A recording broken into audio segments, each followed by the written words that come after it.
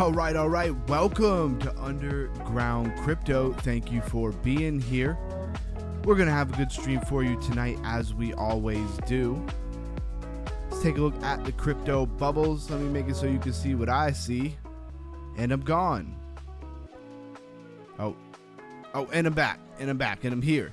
All right, everybody. How's everybody doing? Yes, I was watching the Lifer show down to the wire. I did not expect him to stream so late tonight. He usually is streaming about like 8:30. I thought I was going to get to watch his whole stream, and then bang, he didn't come on until like 9:40. And I was like, dang, I really got to only watch the end of it. But shout out to the Lifer. I love that whole community. Of course, the Lifer himself. I couldn't say enough kind words about that man. He is a great dude. And here we are at Underground Crypto Research Show. We got to do our show too, right? Maybe one day we can be big like the Lifer. Now, let's talk about crypto bubbles. Let's talk about what's going on. We're going to go over what's trending. We're going to go over a whole bunch of stuff. Let me post real quick in the Discord. There is a link to the Discord in the chat. Just want to let all my people know who are around that we are live. A lot of them are probably over in his show, which is cool. No worries. I just have to do my thing regardless. It's easy to be like, let's just take the night off. Let me watch the Lifer. Let me wait until the Lifer stream is over. Got to do my own thing and stay consistent, because that's what the Lifer would tell me to do. Now, Dash down 13%. XMR, Monero down 11 cents. Pump.fun, Canton Network, MYX, Virtual, Pangu. A few things are down. Chili's is actually up 6.8%. From 5 cents to 6 cents. Almost a full cent move there. Let's go ahead and go down 100 to 200.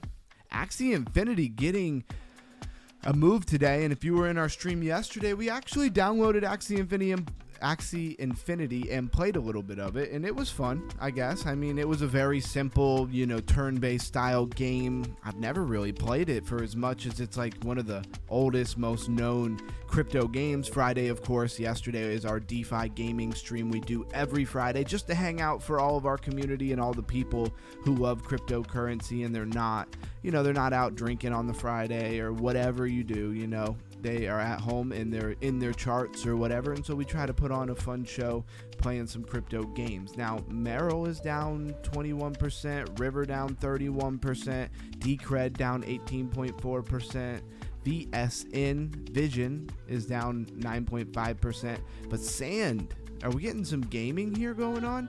Axie pumping, Sand 17.3%. It's pretty cool. Let's drop down another 100 and see what's going on. Barra Chain, 39.3% for Barra. Okay. Always hoped that Barra would do well, but I never really knew if it would. It is like a fork of Ethereum. 39.3%. So there are some gains to be had out here. Did you know this was going to pump? And then, of course, Axie Infinity pumping. Ronin pumping 15.5%. Fogo still down. Fogo's been down a lot here from from a high 5 cents, almost 6 cents to, a low 3 cents where we're at now. I'm not invested in Fogo, but we do have this miner that is in the Fogo ecosystem.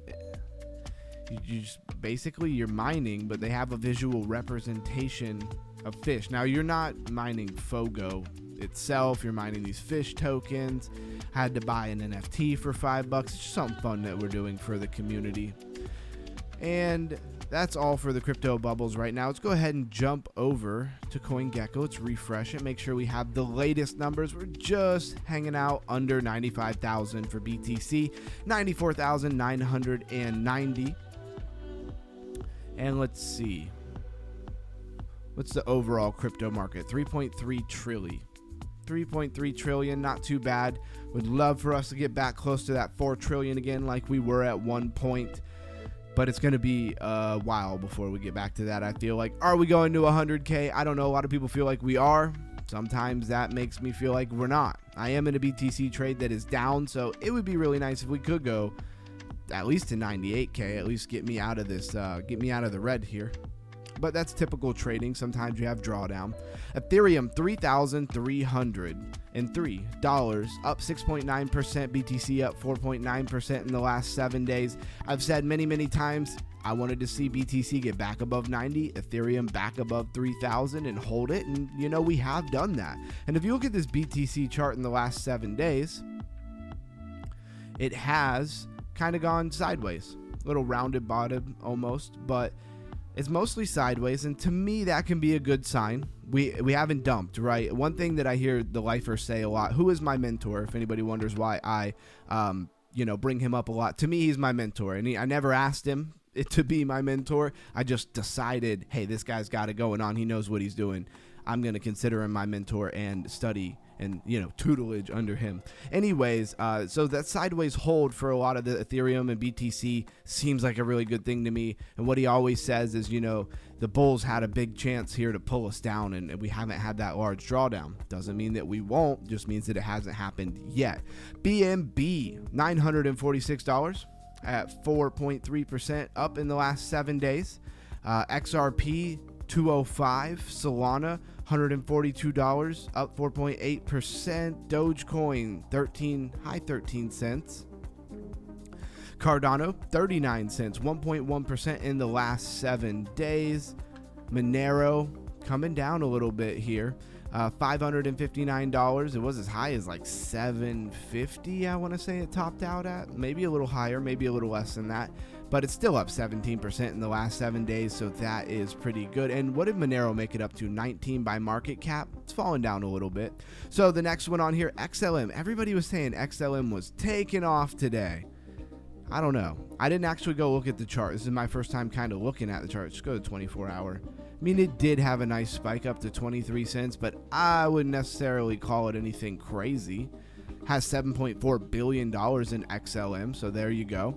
And it is up only 1% in the last 7 days. So I guess it was just making up for a lot of drawdown at that point. Swede, sitting in the same place. $1.78, down 1.3% in the last 7 days. And where are all my people at? Everybody must be over on the lifer stream, or they're taking the weekend off.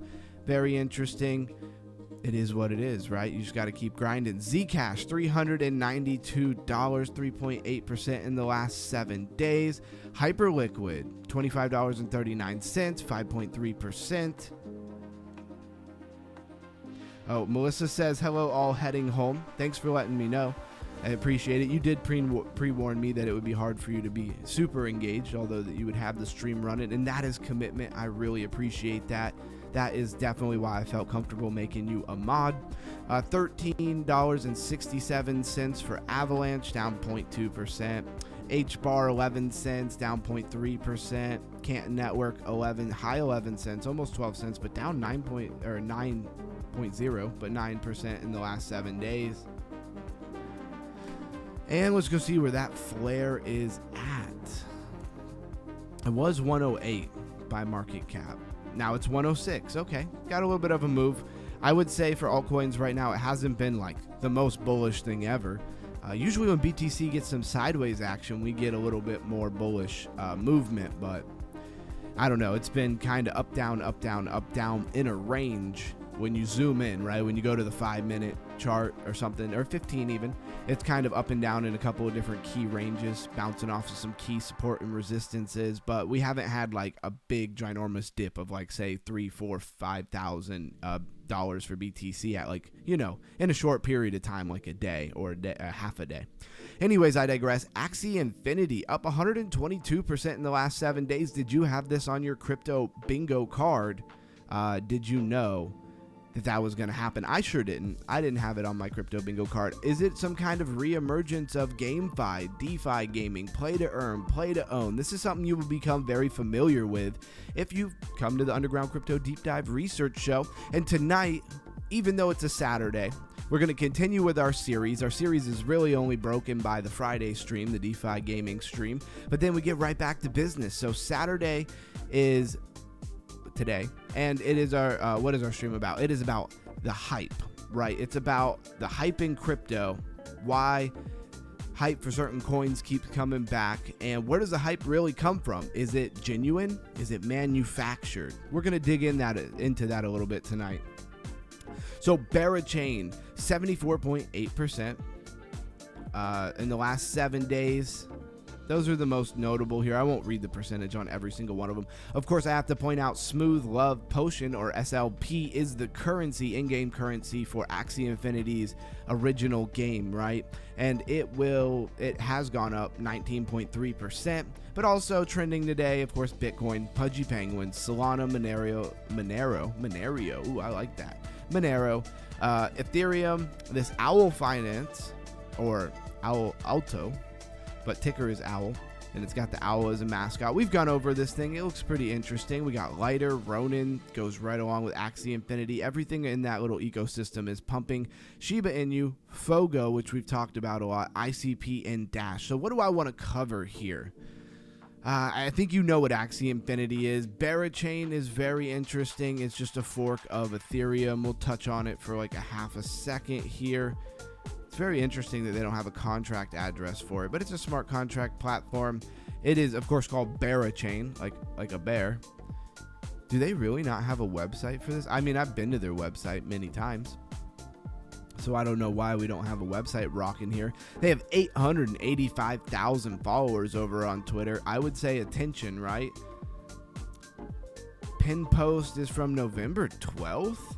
November 12th, and it only has 168,000. That's not very good. It's not very good at all. So the attention on their posts is a little bit lackluster, for sure. And I will pop over to their website if I can find it. There we are, berachain.com. Bend is live. Okay, I'm not sure what that is. And I thought this was really clever, right? The way they did their website, you normally scroll down. Well, in this website, you scroll up because it's up only. I thought that was clever. Now it's Berachain. They have a bear as a mascot, a bear in their symbol. An EVM identical layer 1 allowing security and liquidity powered by proof of liquidity. So here's a distinct difference, right? They didn't go with proof of stake. They went with proof of liquidity. Now, when you stake, you provide liquidity. So is there some very similarities going on there? I think so. I think there's some similarities, which makes sense. The artwork on this is pretty awesome. And what I really wanted to show here was just the way things go together, right? So it's Berachain, the stable coin for Bera is honey. Makes sense. Bears love honey. And the artwork is great. Come join them. Check them out on Twitter. All of those different things. I think they did a great job. I would give them like a 16 out of 20 for my website rating when it comes to that. And this is Panzer Dogs. I didn't mean to show that, but we love to play that. The end of the stream, we kind of hang out as a community, play some DeFi games. A couple people in the community play Panzer Dogs, and we all link up and play. It's a lot of fun, but that's end of the stream stuff, right? That's the underground hangout part of the stream. We got to do our due diligence right now. So let's talk about Owl Finance, ticker Owl, 10 cents. 35 million in market cap. Let's go to max chart, not the 24 hours. And it generated its token. Remember, when I say it came out, I mean the token. I don't mean the project. The project could have been posting on Twitter, had a team, developers and stuff for years before they token generated, right? But this is the token generation event, January 15th, 2026, or at least when CoinGecko first started recording it. They're usually really good about any meaningful project, right?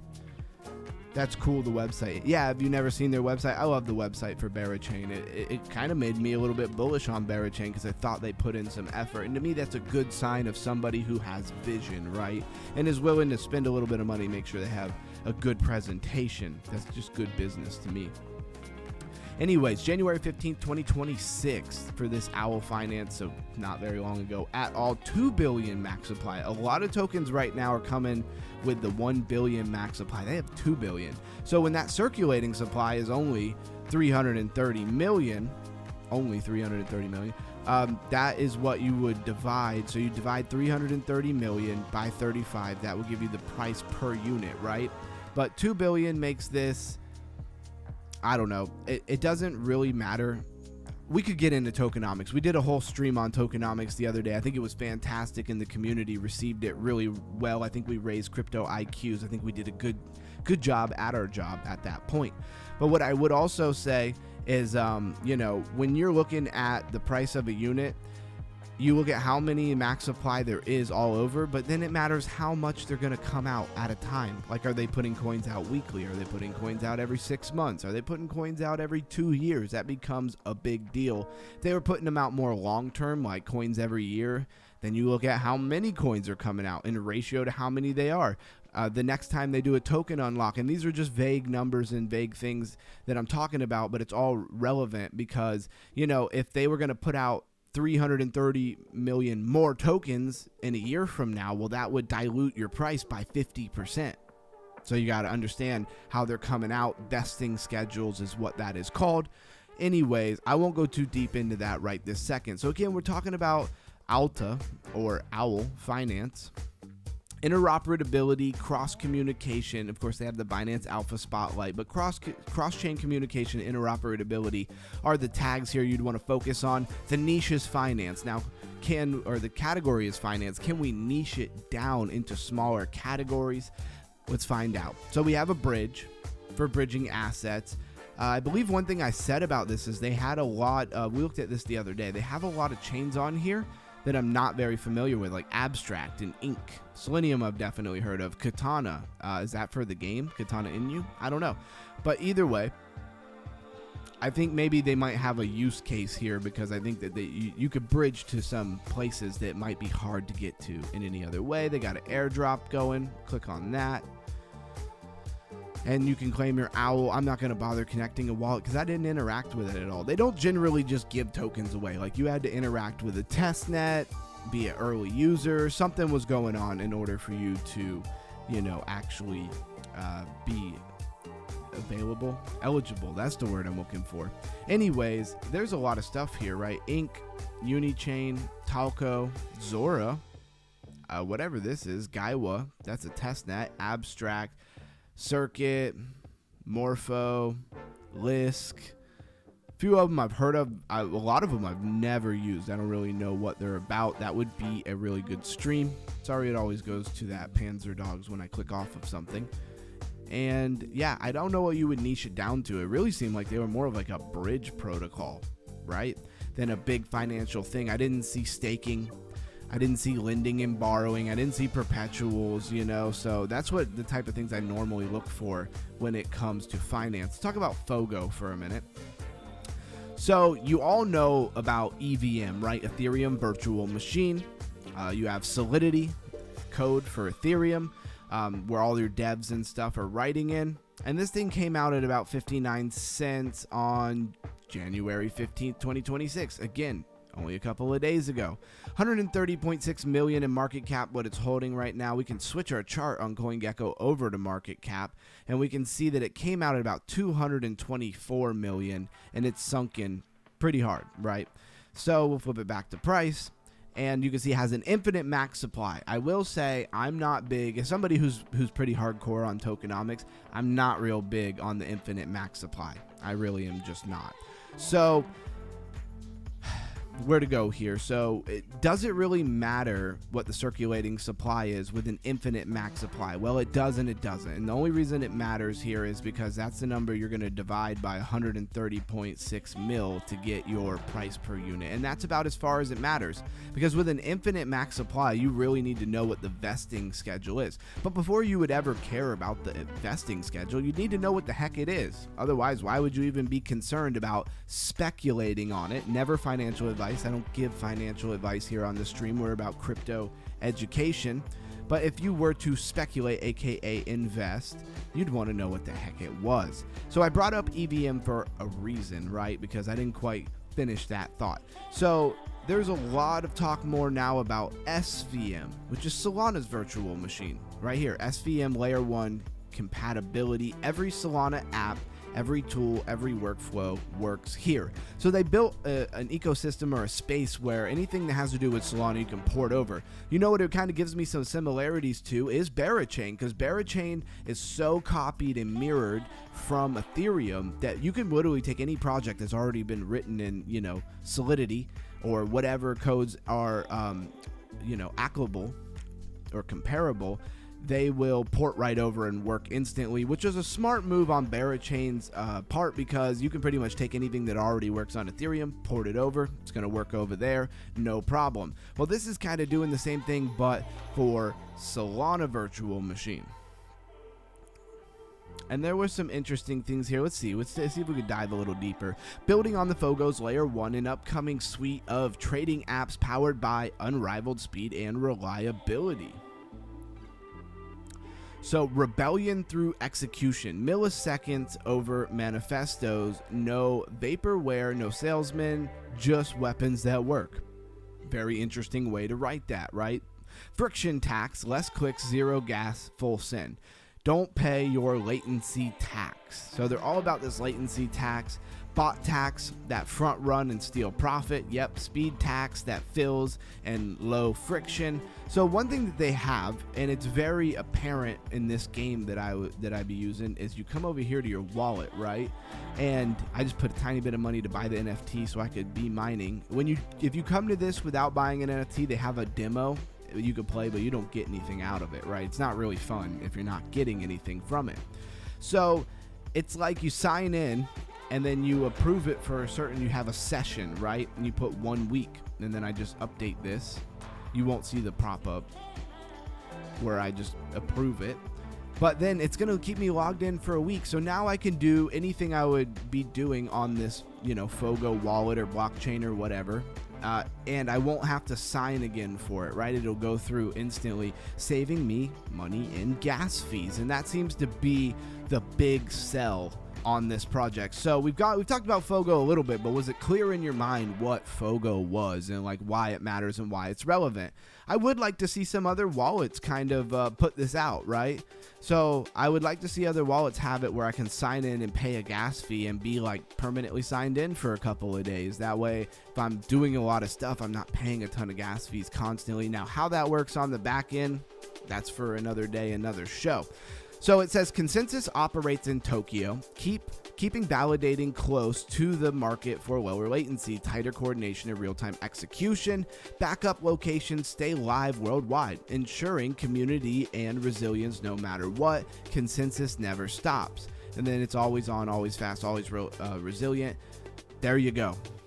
You know what it is, and maybe we'll go into it deeper. One thing that I kind of like to do in my strategy here when it comes to deep diving and researching is I touch on things. The first time I see it, we do a good bit of looking into it, and then we'll just keep touching on it and reminding people what it is and stuff, but we don't go deep because I want to see it kind of hang around for a certain amount of time, right? I want to see it hang around for 2 weeks, a week, a month, and be relevant, be trending, and then we'll slightly keep getting deeper and deeper into the project, so that we can see if it's going to have the stay factor, which is really lining up with what we're going to be talking about tonight, right? We're going to be talking about hype. There's so much hype in crypto Twitter and meme coins and, sometimes around real projects like XRP and stuff. Regardless of how you feel about XRP, it's just a giant project.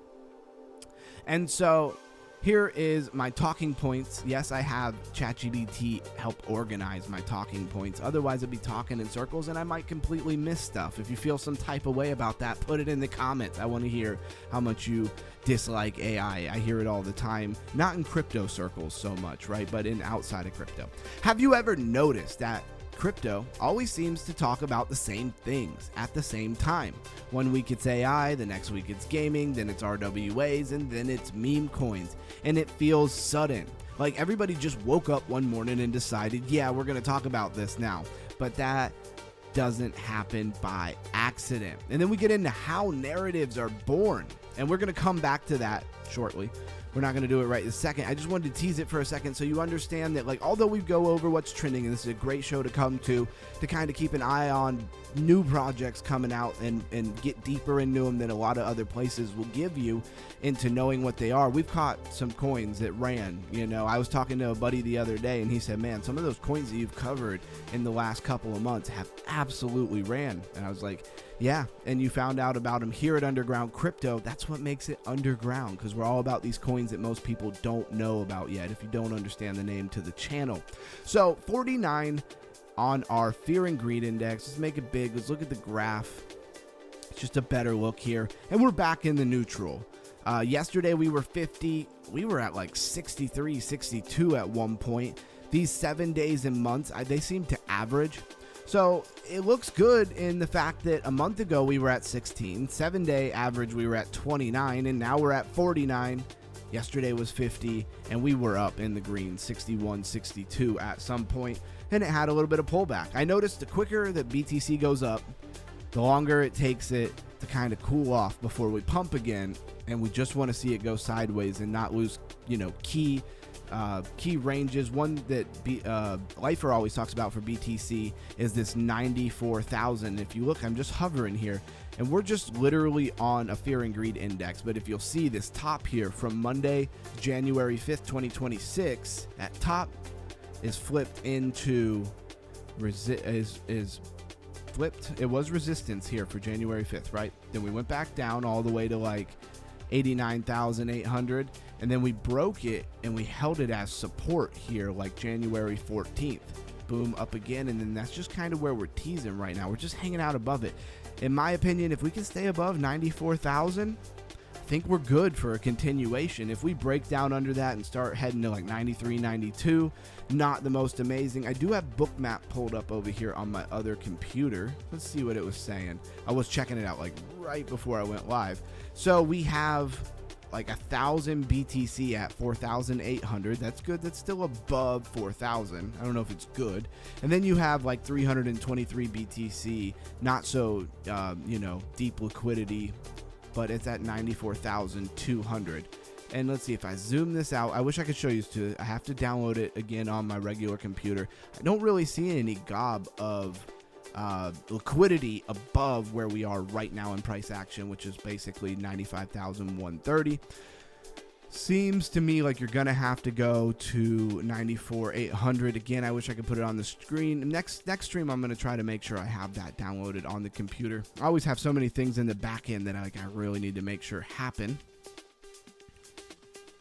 Usually I get a couple of people rolling in.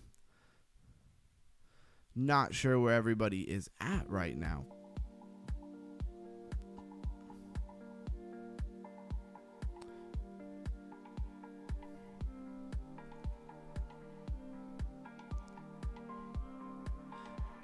I'm gonna put, where is everyone? Like posting in the Discord, but you're not coming to the stream. And don't get me wrong, I'm just messing around. Nobody owes me a thing. Just glad to do what I love. I haven't talked about it in a long time. I did this since there's not a ton of people here, maybe somebody will be watching this later. I did this deep dive into this kind of just research for a long time by myself. Didn't have a YouTube channel, and one day it really dawned on me like, hey, I'm spending a lot of time here doing this. I need to share this with people, but more than that, I wanted people to hang out with and talk to. That's why I started building this community, and what a ride it's been. It's been a lot of fun. We're about to hit 1,300. Hey, there's Camsta. Was still watching the Lifer. See, I knew that a lot of people were going to do that. I wanted to watch the Lifer too, but when I said I'm going to go live at 10, I had to stick to it. I'm pretty sure that the Lifer, he usually about 8:30 on the weekends, and he didn't come on until like 9:40. So I knew that was going to not line up great. Anyways, maybe I should just like sit here until you guys come over. Hilarious. Never know how long the Lifer is going to stream for. So this is what's trending over on Crypto Rank. Blues is there too. Yeah, I know. I said what's up to him. I was over there before the stream. So stable, we got Lagrange Labs. I don't know anything about that. Sentimism AI, we took a look at real fast. I wasn't impressed, honestly. But who knows? Sometimes things grow on you. And then, of course, like a lot of names you'd already know. BitTensors, Bitcoin Cash, Polkadot, all that kind of stuff. He got kind of mad at one of his groupies. LOL, it got kind of awkward. I assume you mean Lifer did? Tell me more, Campsta, because I missed it. What's the T? And I'm not a gossiper. I'm just curious. Who was it that he got mad at? Do you know the name? I'm pretty familiar with the regulars over there. Anyways, Fogo coming back up on the radar. Zama, homomorphic encryption is what Zama's all about. Hasn't launched yet. It's raised like $52 million. It's kind of funny. Yeah, Lifer. I just wondering who he got mad at. He doesn't usually get mad at people. It's very interesting. They must have said something crazy. Sometimes it's warranted. You can't never call nobody out ever. Like, it doesn't work like that. Some people, you give them too much leash and they just be acting crazy. So we have Owl Finance, Rain, Genius. We did take a look at Genius. We'll probably touch on it again. Football.fun. And they're talking about soccer, not American football. Noise. Don't know what that is. So we got a couple things on the radar. Project 11, Character X. Just want to say real quick, there's quite a few things here on the radar to check out, and this is why I have to do my stream regardless of what is going on. Some guy named John was talking smack. Okay. Hey, he's huge. He's got tons of people on his channel. Of course, somebody's gonna be talking crazy. He was saying he was just watching him for the info, but didn't like him as a person, something along those lines. What a weirdo. Sounds like John's a weirdo, and John probably not successful. I'm gonna call it like it is. People who act like that, like, here's the thing, you're watching the guy, you don't really love his personality or something. If that's your cup, that's how you feel. Whatever, that's your thing. Why do you feel the need to tell him? Why do you feel the need to tell him that? Why do you think he needs to know about you? There's 2,000, 1,500, 1,200 people on his live stream. Why do you think that he needs to know you don't really care for him personally? Like, see, doesn't that just seem like something you say just to try to hurt somebody?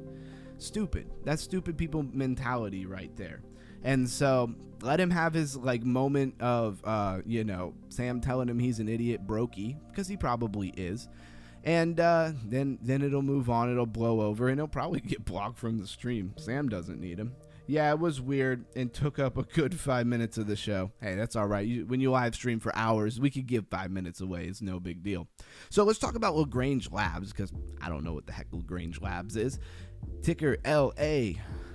If you're in America, that's Los Angeles. And I never want to go there ever. So Lagrange Protocol is a cross-chain infrastructure that enables the creation of generalized state proofs across all major blockchains. Now, this is something I'd really love to do more streams on and help people raise their crypto IQ, is like the idea of like state. And no, we're not talking about states inside a nation. Like the United States has, 51 states, whatever you want to call it. Some of them want to count Puerto Rico and stuff like that. That's a conversation for another day. That's not the kind of state that we're talking about here. He even tried to give him a chance. And what, he didn't take it? Yeah, it says Sam wasn't that mean to him. I'm sure Sam wasn't that mean to him. Most people, remember, hurt people hurt people. And if you're acting like you want to hurt people, like going out of your way to just like make sure that they know that you don't like them, that's stupid. Only stupid hurt people do stuff like that. And honestly, once you've been around it enough, like, just hurt people trying to hurt people. You don't take it personally. So 01 July 2025. So a while ago, it's funny, in crypto this seems like forever ago, but it was literally just July of last year that this coin came out. I'm surprised I haven't seen it trending at all. Let's pull up some more like relevant price action here. I just wanted to get back to when it started. Okay. I mean, it did the typical come out from its now all-time high. There's Blues Guy. What's up, Blues Guy? Appreciate you being here. Hello, Epic community. What's up, Motivation Hero? Appreciate you being here. It says in the house, blessings and gratitude. Underground, you demand. What's up, Blues Guy? Kim still was just filling me in on what was going on over there at the Lifer. I was watching the Lifer up until I went live here, so I get it. And welcome in, everybody. We're doing what we always do. We are talking about Lagrange Labs. And it's funny, if you come to the stream all the time, I'm on Crypto Rank and what is trending. You know where we are in the stream. This is where we are. I try to give it the same format. Anyways, this doesn't look too bad. Had like it where it came out at, and then it randomly went back to where it came out. That was pretty nice. If you bought anywhere up here when it came out, like, you had a chance. Now, you rallied hard. You probably thought it was going higher, and you probably didn't sell, and then you probably went back to the bottom. Sorry I'm late and I can't stay too long. Got a early day in the morning. Hey, we understand. You're a working man. You said you got 40 hours to get in like 3 days. You get it, man. Thank you for all the motivation and support. Absolutely. You're always welcome. And then, of course, we had another pump on this, and then it fell down. I'm just trying to point out that the price action really is not horrible on this coin, but I don't like the ratio where the all-time high at one point was 350 million and now you're at like 60 million. Let's go see how much attention they have over at Twitter. Says, don't feel bad, I was late too. Hey, some days it's gonna be like that, guys. You guys are amazing. You show up all the time, day after day after day. It's gonna be off days. It's a Saturday. I'm just here trying to do what I know I need to do for me. Like I was saying this before you guys hopped in. I gotta do my due diligence, and this show was very much about like 3 or 4 main things, but one of them was to make sure I'm doing research in crypto day after day so I can raise my own crypto IQ and become a better speculator, aka investor. And that was my goal long before I ever had a YouTube channel and stuff, but I wasn't consistent. I would skip days. I would only spend 10 minutes. Like I wouldn't go through the whole thing. This stream keeps me locked in. It gives me a reason to make sure I nail it every single day. And then I started actually doing that, making some screen recordings, and I was like, man, I gotta talk to people about all these cool things that I'm finding. And then there was just nobody around me, and there never really is in your day-to-day life, IRL, people who you actually know. So anyways, that's where the show comes from. I'll leave it there because you guys know the rest of the story. Says I'm headed home. Get home safely, Melissa. Blues, I tried along on XLM again after, didn't go well. Classic over trading. I'm still in the trade for BTC that I've been in for like 4 days or 3 days. I don't know how many days. I'm bad with time. I live in the moment. It's something that I'm coming to realize even more in depth about myself. The reason why I'm terrible, like I have a watch on, I know what time it is, but I'm terrible. Like you asked me when something happened and it was like, you know, over a month ago, it was the other day. It was just the other day. The other day we were doing whatever. And my wife corrects me. She's like, that wasn't the other day. And I'm like, yeah, but you know, you were there. You know what I mean? Like, you know what I'm talking about. It was the other day. It's because I live in the moment. I live right here, right now, all the time. And so I don't really have a good grasp on, you know, when things happen most of the time. Why I felt like the need to tell you that? Because we're family. That's why. That's why I felt the need to tell you that. Wow, man, how's BTC trade going? You almost back to break even? No, we're still at 95,000. We've been at 95,000 for like 2 days. Matter of fact, I keep getting off topic talking about this with Grange. Let's pop over to the trade real quick, right? And I was saying a minute ago, I got book maps pulled up over here. We have 1,185 BTC sitting at 94,800. So do not be surprised if we go to 94,800. Now that is the only big bar of liquidity here. That's where all the liquidity is. I think they might be stop losses for people who have gone long. I think a lot of people think we're going to 100K, so they went long. Now, even though there's not really much liquidity under it, there's like another 300 BTC at... Yeah, 326 BTC at 94,200. This is how it starts, though. Then once it starts pulling down to like 94,800, more liquidity can start building underneath it that wasn't there before, and you could just keep going. Or it's a bunch of people's stop losses, right? And they're going to pop down there, hit everybody's stop loss, and then run it up. Classic, you know, what is it? Accumulation, manipulation, distribution, AMD. If you know, then you know. Yeah, don't trade shame me, bro. I'm already disgusted with myself. You're hilarious. I don't know what I missed there. I missed something. Yep. You almost back. Yep. Next trade is going to be BTC trade. Maybe Monday night or Tuesday morning. See, now you're talking. Now you're talking, Campster. That's when you're supposed to be trading. Lifer was saying Monday night there might be a shot on BTC. Yeah. Well, Lifer gets in a trade on Monday nights a lot. Of course, Tuesday nights can be good. Wednesday nights can be good. Thursday is treachery. In my opinion, I like to be out of the market on Thursday by noon. And anytime I've held a trade, because I've been holding it up, I keep moving my stop loss, and I held it afternoon Thursday, you know, it just dumps. It just dumps and goes down and stops me out. So about 11:30 on a Thursday, I like to take my profits a lot of the time. Mental, bro, mental. I'm definitely mental. We'll get the next one, Blues guy. Hey, you just got to believe that the next one is going to be where you're at, right? You got to believe in the trade, my buddy. That's what Blues guy does. He meditates and he just makes those candles pump. It's how he gets those high percentages, how he got that 1,500%, right?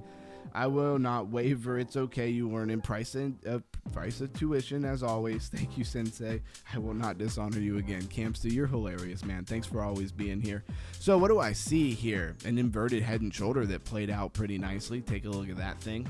And the inverted head and shoulder, we were like right here when I was about to start streaming. We were like right in here somewhere. And so let's take that measured move. And we're not quite there yet, but I do see that we're flagging out. You could also say we're getting absolutely rejected by the 200 moving average on the 3 minute. Yes, I love the 3 minute. Judge me for it if you'd like. And this says maybe we go somewhere. Maybe we do a thing. My white lines are some, support and resistances. Zooming out a little bit. And that says we could go to like 95,470. I'm going to call it that. Needs to open a school for the gifted. Hey, he might do it. He might be the one to do that. And we'll mark this out here. And we'll put a text on it. Oh, no, that's not what I want. I want to write on it. Can I write? Sometimes the features are a little bit limited over here when it's like a plugin for, this is just like a plugin for TradingView. It's not the real TradingView. Have that up over here. And so basically, I don't have all the features all the time. It's all right. We were going ham on what's trending, so we needed to break it up a little bit. But as you can see, I'm never afraid to show what's going on. I don't claim to be a trading guru at all. I don't think I'm half bad, but a guru might be a stretch. But anyways, I am negative $100 on like $300 in margin. I mean, and my liquidation is 91,680. I'm really pretty determined not to lose any money. I'll add more to margin if I have to, for sure. Move some money over. The problem with that is sometimes you'll be adding to margin and adding to margin and adding to margin, and you run out of money. Like, you run out of money. You don't have any more money to put in the margin, and now that is your liquidation. Like, that is your liquidation at that point when you run out of money.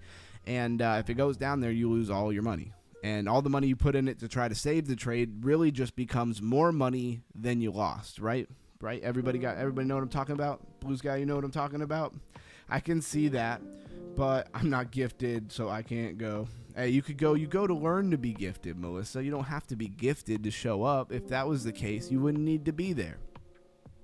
Let's get back to where we were, right? And again, tonight's IQ raising event is all about hype. Where does it come from? Is it genuine? Is it manufactured? You might feel like you already know the answer, but you got to wait around and see if you're right.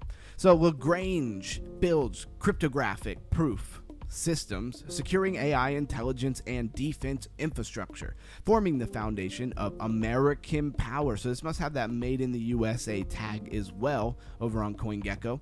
105,000 followers. They're followed by Gala, so I mean, they got Gala's attention. I don't know if that's good or not. It's like a gaming platform. So 2025 was a pivotal year for Lagrange. We set out to transform cryptography from theory into strategic infrastructure. Is that a rocket or a missile that they got going on here? Bringing verifiable AI to defense, aerospace, and government systems where correctness cannot be assumed. So what do they got? Contracts with the military. It's got 1.2 million impressions.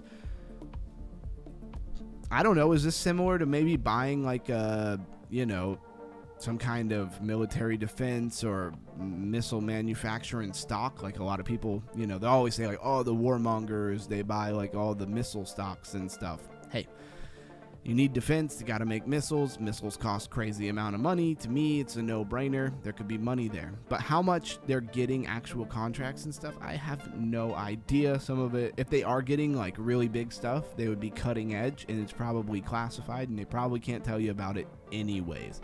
So you make your own speculation. Now, from there, let's go take a look at their website. I don't know why it won't just go back to Crypto Rank and not Panzer Dogs. Let's hit that website. Let's see if he jumped right in. Don't do it. XLM is uptrending, about to cross the 21 over the 200. Wait for it to flag out, Camsta. In my personal opinion, not financial advice. I don't like to buy the cross of the 200. I like to buy the flag where the 21 comes up and interacts with price action in a flag, some kind of pattern. It can make an inverted, head and shoulder for all I care. It can make a cup and handle above that 200, but make a pattern out, flag out usually is what you get, especially in the lower time frames, and then let that 21 come up the price action. That is when I like to get in, because a lot of times it's basically sideways action, right? Like, what is the flagging out above the 200? Well, that's sideways action where the stochastics are resetting to reset that momentum. That's how I feel about it. I don't know. Lifer might say that I have no idea what I'm talking about. He might put it a different way, but I don't think so. I think I got that right. Cryptographic supremacy. And what is up with the website? I feel like the website is over and I need to scroll over. Lagrange transforms cryptography into strategic advantage. We already heard that. I want to hear new stuff. Lagrange in defense. Lagrange brings cryptographic assurance to mission critical AI. As autonomous systems, intelligence pipelines, and cyber operations become central to modern defense, we must be able to prove that AI models execute exactly as intended. Lagrange enables AI to scale our defense systems while ensuring every decision is backed by proof, not assumptions. The first thing I think of here is why would they integrate this? Who are the people behind it? Where are they from? We're not going to have a foreign AI defense thing come in and run our missiles. That's just never going to happen. Most of this stuff is going to be born inside of our own military and stuff. They have tons of money. They can fund these people to come build it for us so that we have it. That's one thing I think of. I don't know how much they're actually going to get out of it, right? ZK, you should know what that means. Zero knowledge, ML. So Lagrange Deep Proof, ZKML, verifies verifiable AI at scale is basically what it's all about. And AI becomes increasingly embedded into our everyday lives. I don't want to bore you guys to death with the details here. So they're all about being involved with defense. They're all about government contracts, I'm sure, because that is where the big money for them is. And the chat is just running. Narrative, why silver pumping war. Okay. I don't disagree with you at all on that. All right, there were several other things that were worth looking at here, so let's go ahead. We didn't make it far. We didn't make it far at all. Sentimentism AI, I'm just going to skip over. We talked about it the other day. I wasn't impressed. Sometimes you got to make the executive call. There's several other things here I'd rather talk about, like Genius. Mostly because I don't remember what it was. So Genius is a non-custodial digital trading platform launched by Shutter Labs. And it usually takes me, going over something 2-3 times before I really got it locked in. Sometimes they put a good impression on me. The narrative is just so, niched out and different that I remember it. Sometimes that's not the case. So Genius is a non-custodial digital trading platform launched on Shutter Labs. It aims to address issues related to security, user control, and decentralization that contributed to the bankruptcy of platforms like FTX. So they're hitting on that narrative, which will get a lot of people's attention. By utilizing self-custodial models, Genius eliminates the risk associated with third-party custody, ensuring that users always hold their own private keys. This, I gotta say though, this is genius. If you could somehow integrate your wallet that you already have, a lot of times when you get in a centralized exchange, they make wallets for you just for your account, right? And then say you buy XRP or Bitcoin, it goes in a specific Bitcoin wallet because one wallet doesn't necessarily run them all. You need different codes for different networks, if that makes sense to you, right? And so they have them already pre-generated. They pre-generate them, and then when you put something in it, it fills that wallet, and then it's you can move things in and out of it and interact with real Web3. It wasn't always like that. I remember before Robinhood had any of those capabilities, right? And Robinhood, your money was on Robinhood, and you didn't have real crypto because you couldn't send it off platform. They did eventually fix it. I'm still not a fan of Robinhood. Anyways, investor here is YZI Labs. You should probably convert that to memory because that is previously Binance Lab, and I would say they're probably still Binance Lab. 6 million raised, and I really like the idea. I think the idea could get a lot of traction. Kind of reminds me of even almost like some on-chain staking. It's not what it is, but it reminds me of that idea where you keep the stuff in your wallet, but you can interact with it and use it on their platform. I think that's really cool. So the final on-chain terminal, 43 5.1 thousand followers, followed by Pudgy Penguins. January 13th is the pinned post with 425,000 impressions. Pretty good. It's got, YZI Labs in there, so that'll kind of grab people's attention. They have, CZ, Binance, they have tagged in this, so that'll get them some attention. That was a good move on their part. But what do we really want to see? We want to see the website. Said I made it home safe. Hey, I'm glad to hear that. That's kind of you. You guys are gifted and blessed. I'm sure I missed stuff in the chat. Oh, okay. That's what I'm missing, Underground. Thanks. Okay, yeah. I assume you're talking about that making a pattern or usually a flag above the 200. I'm pretty sure that's what you were referencing there. So this is their website, and it looks like a launch pad, right? What happened? What happened? You were supposed to be self-custody for... You're supposed to be self-custody for, centralized exchanges and stuff, and then you're a launch pad. Now, obviously, they could do both. They have perps. I did like the way this was put together. I don't know, am I overly zoomed in? See here, you can connect a wallet, or you could continue with Apple or Google. So it's both Web 2 friendly, Web 3 friendly at the same time. You got perpetual contracts. If I remember, they had quite the array of different things to trade. I like that a lot. You can even switch between Hyperliquid and Aster. So is it just plug in? Is this just Aster plugged into their website? I don't know. I don't have an answer for that. Do they have as many pairs on Aster?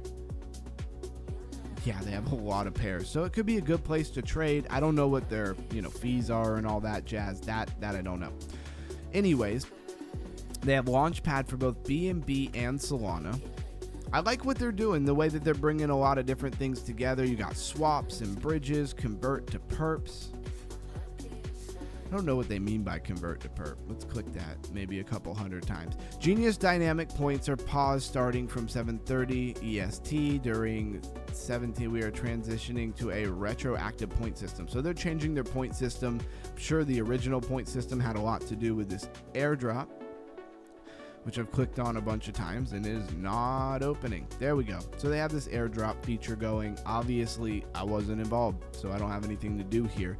Then they have this thing called Ghosts. Ghosts are a cluster of up to 100 wallets under your control. Is this for AI swarming or something like that? What do you got to do to get access? Click. Oh, you got to go to Telegram. Good on that. No, thank you. I love Telegram and the Ton ecosystem, but there is a lot of crap that lives over there. That's probably legitimate what we were looking at, but there's a lot of junk that lives over there too.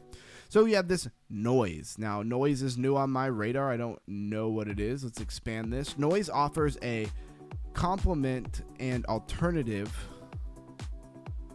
to prediction markets. Okay, so they're not prediction markets. They're an alternative and a complement to prediction markets. That could be a good play. I don't know what it means yet.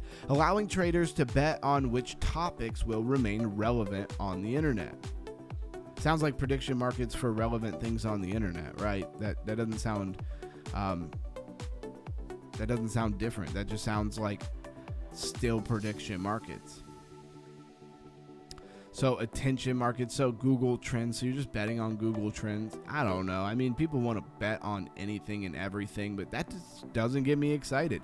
How many of you guys would love to bet on the next trends? What's going to be trending on Google, Google search? Probably not a lot of us. And then it says stay relevant. That's actually quite ironic, because I think this project is going to have a hard time staying relevant. January 14th pin post got 891,000 impressions. Okay, now we're talking. But then you're 34,000, 50,000, almost 100 there. So they have some attention. This is not half bad. I'm not trying to dog them. 106 there. That's pretty good. But why no followers? How does 891 people see this and then not get a lot of followers? Now, here's one thing that I wonder, because I tried this out on my own Twitter the other day. I dropped $20 and actually had them promote it. It was the ZBNC and update thing about who's behind the Zebek network. It got 26,000 impressions, but here's what I'm trying. Oh, it does say promote. Or no, that's probably just for me to click and then promote it some more, right? So I don't think it shows. I'm wondering, like, if it shows you if the post was actually promoted. Like, did they promote it for, say, a couple $100 in order to get this kind of impressions? That's what I'm wondering here, if maybe that's a strategy that a lot of these places use. All right, let's go to the website. TM Hustlin says, yo, I hope everyone is good on a Saturday night. Hello, Melissa. What's up, TM? Thank you for coming over. You just come over from the Lifers channel. Discover and trade trends. We talked about what this was. They were talking about Google Trends. Join our community. What do I gotta go to Discord? No, thank you. They have nothing on their website. This website is void. They raised $7 million in a seed round. Okay, it's very void of any substance. I'd have to give that like a 5 out of 20, maybe a 4, maybe a 3 out of 20. That was a terrible website. There was nothing on it. Project 11. I don't know what Project 11 is. Project 11, security and developer tools. Coinbase Ventures is a backer. They've raised $26 million. That's not too bad. And what are they? Project 11 builds tools to connect classical software with future quantum computing systems. The quantum narrative is here already, but you're going to see it ramp up at different times. We've done some streams about narratives, why they come, why they go, why some fail, why some make it. Tonight we're even talking about hype and why certain narratives are here and hype driven. And is the hype genuine? Is the hype, disingenuous? Well, you're going to have to stick around and hear the IQ raising event around that. I was lost for words for a minute. Anyways, what you hear a lot of time is quantum resistance, and you have the quantum resistant ledger, which is a project already touting their ability to be resistant. It says something like, we'll be resistant for like 20 or 40 years or something like that. I don't know how they know that. Technology moves so fast. Like, what's coming after quantum computer? Like, everybody talks about quantum computing like it's far off. What happens when all of our cell phones are quantum computers in 30 years from now, 20 years from now? And we're all scared of infinite computing, like whatever they call the next iteration of extreme technology. Anyways, I digress. Let's go take a look at their X and see what they got going on here. Get that high level crypto IQ. Exactly. Camsta says, I like the drama with John the Judas. Oh man. Girl, look at that. Every day I'm hustling. Is that the song that's playing? I don't know what Blues Guy is saying. Is that the music he's listening to, or is that the music that's playing? I can't hear the music, so there's that. All right, securing digital assets for post-quantum era. It's coming. It's good use case. First mover advantage, anybody? Or is it going to be somebody later like Google who comes in and just dominates? Because you always have that aspect. Little projects trying to get in and make something happen and be the first to really crack it. That can work. It's definitely worked in business many times, but you also have to realize that like a big competitor like Google or somebody, Amazon, could just come in out of nowhere, buy up somebody else's company, rebrand it, act like they invented it, and then run with it, and most people would never even know. So Project 11 raises $20 million to prepare digital asset infrastructure. So 72,000 impressions off of 5,800 followers. Not bad. Let's go to the website. Yep, quantum is crypto. Exactly. I know where you're going with that, and I don't disagree with you. Securing digital assets for the post-quantum era. Subscribe. You can go to system mode. That's system mode? That's just light mode. Okay, that makes no sense. There's nothing here. Q safe, and they have a little thing down in the bottom as if like, it's been verified through something. This website looks lame. Oh, about. Okay, so there is some stuff. There's not much. Here's the team. They don't even give you the team's last names. That's kind of crazy. Here's the contract address. It's in made on the internet. Okay, that's kind of obvious. I'm gonna give this a 1 out of 20. That's how I like this website. Yeah, that website really told me I'm not bullish. I'm not bullish on that. you can secure quantum computing, but you can't make a good website.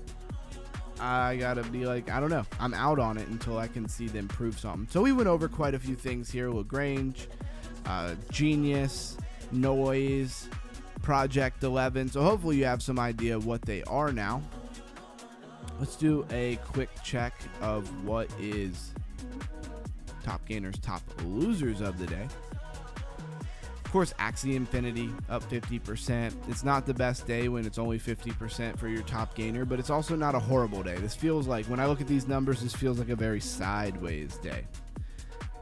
Again, shout out to Blues Guy for that super chat. Really appreciated that, man. Kind of made my night a little bit, because at first we didn't have nobody on the stream. I was wondering how long that was going to go. Mine Network. Let's check that out. I haven't heard of Mine Network. Actually, I think I have heard of this. Wow, some big pumps there. The max chart says it is from April 9th, 2025. It came out at about 3 cents. It pumped up to about 10 cents. That was a nice return. It's like one of those rare times you could buy, you know, the day it came out and actually wind up profitable. Usually it's a horrible idea. And then you continue to sink down to like a penny and a half. Boom, all of a sudden out of nowhere, big pump up to 10 cents, basically where it was before. And then it immediately lost it. And now you're at like 14 cents. So it finally broke that resistance of its previous all-time high. 34.8 million in market cap. What is it though? It's AI, it's artificial intelligence, it's a layer 2 Binance wallet, so it must be a layer 2 of Binance. That's something you don't hear about a lot. Smart contract platform. Ethereum and a BNB smart chain contract to the Twitter. Let's check the attention.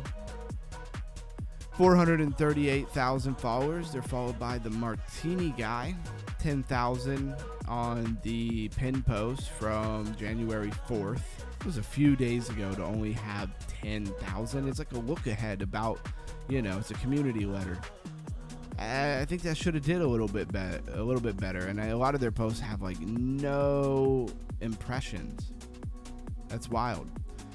So this thing is under the radar, man. Who knows? Maybe, oh, it's X402, where A2A payments meets absolute privacy. It's a cool narrative. I think X402 narrative could come back strong. I don't know why X402 narrative is not doing a little bit better, in my opinion, because privacy stuff has been doing really well, and it just hasn't really like captured the X402 stuff yet. So I'm waiting for that to happen. Mark my words. I think it'll trickle over into this X402 stuff. We just need another good news story or something around it. Let's go to their website.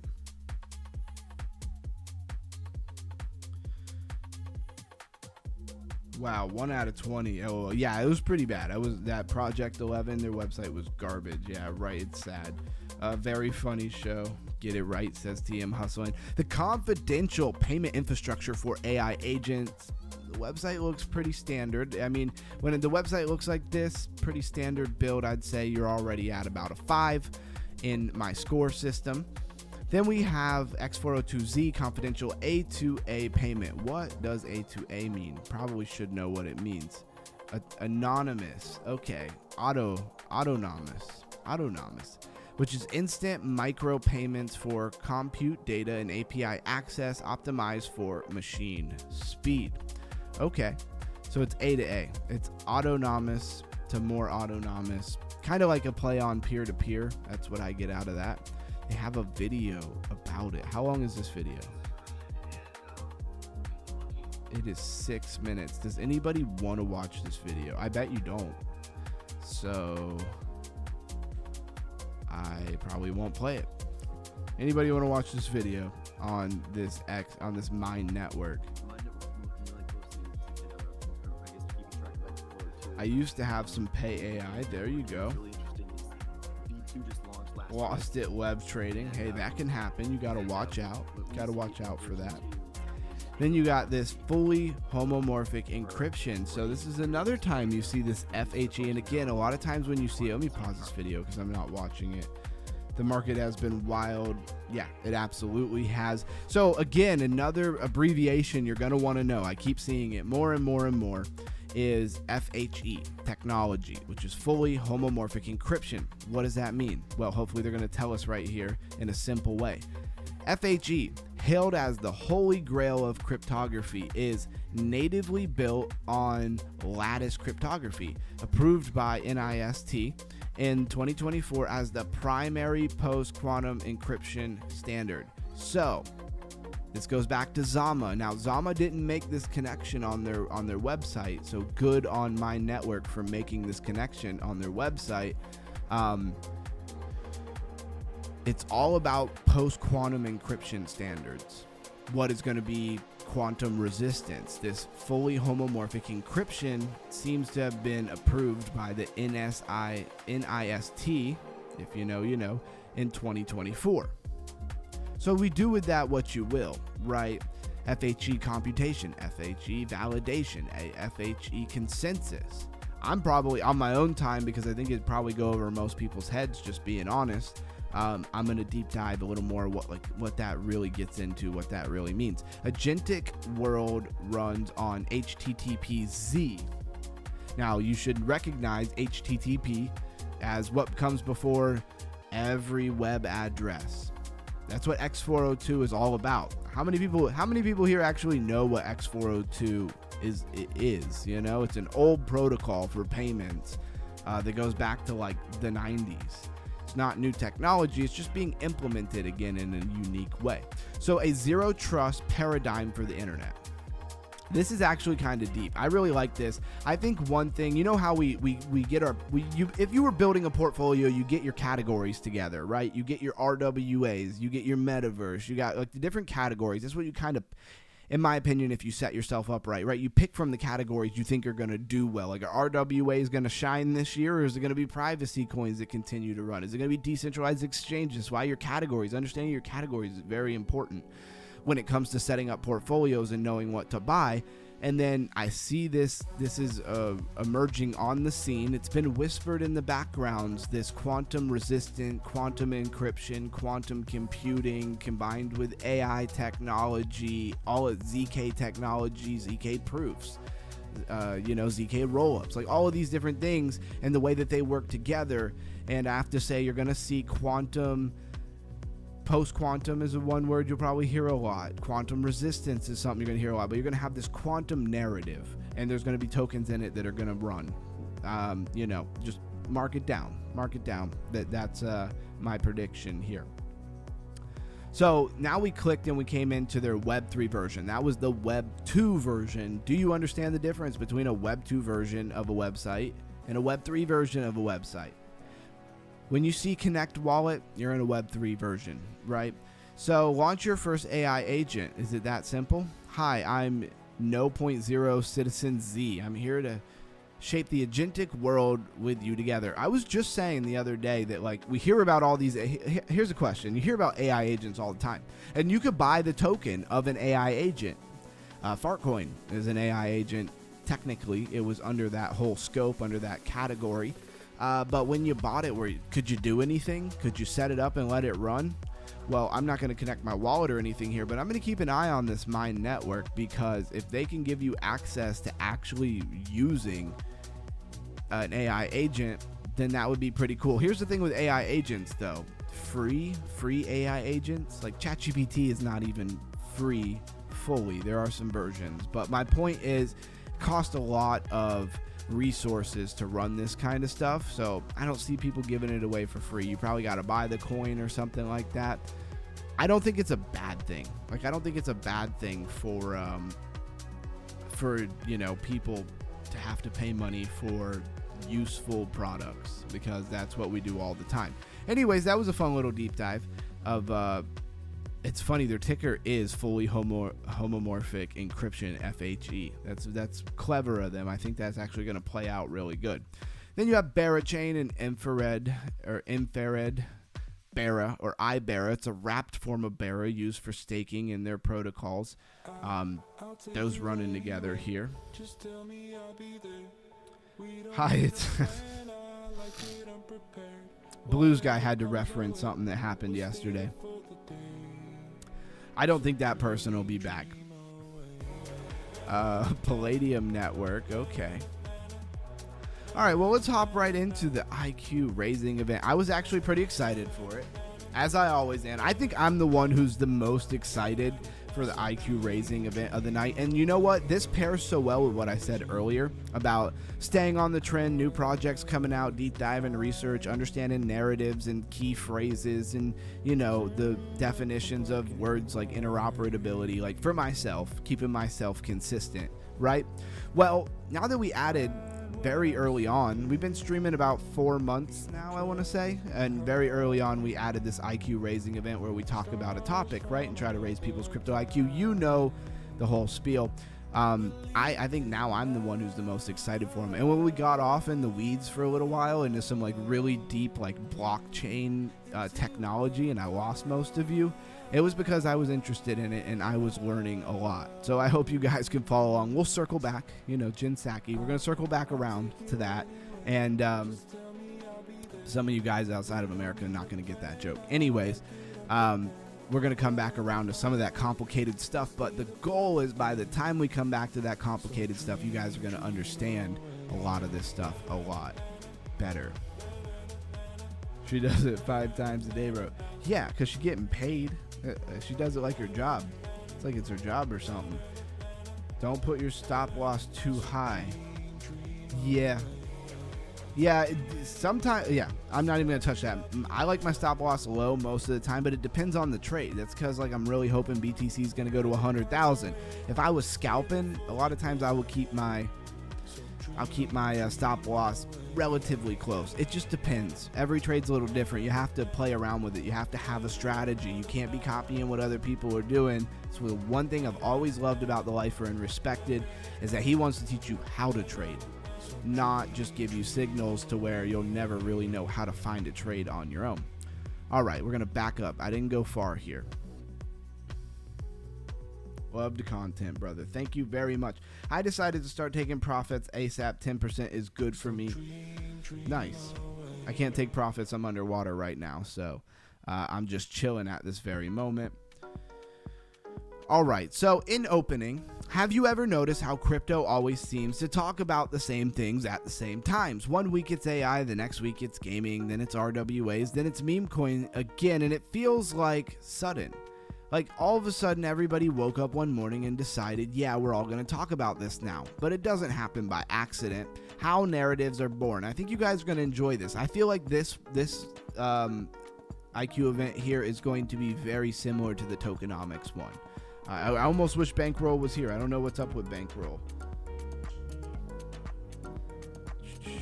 I think he meant tax loss. Society Accent says, how about tax loss lot selling? Pretty sure he means tax loss selling. Like tax loss selling that you do at the end of the year. What about it? You need me to like, I'm not trying to be rude. Like, do you want me to explain that to you? Like, how do I feel about it?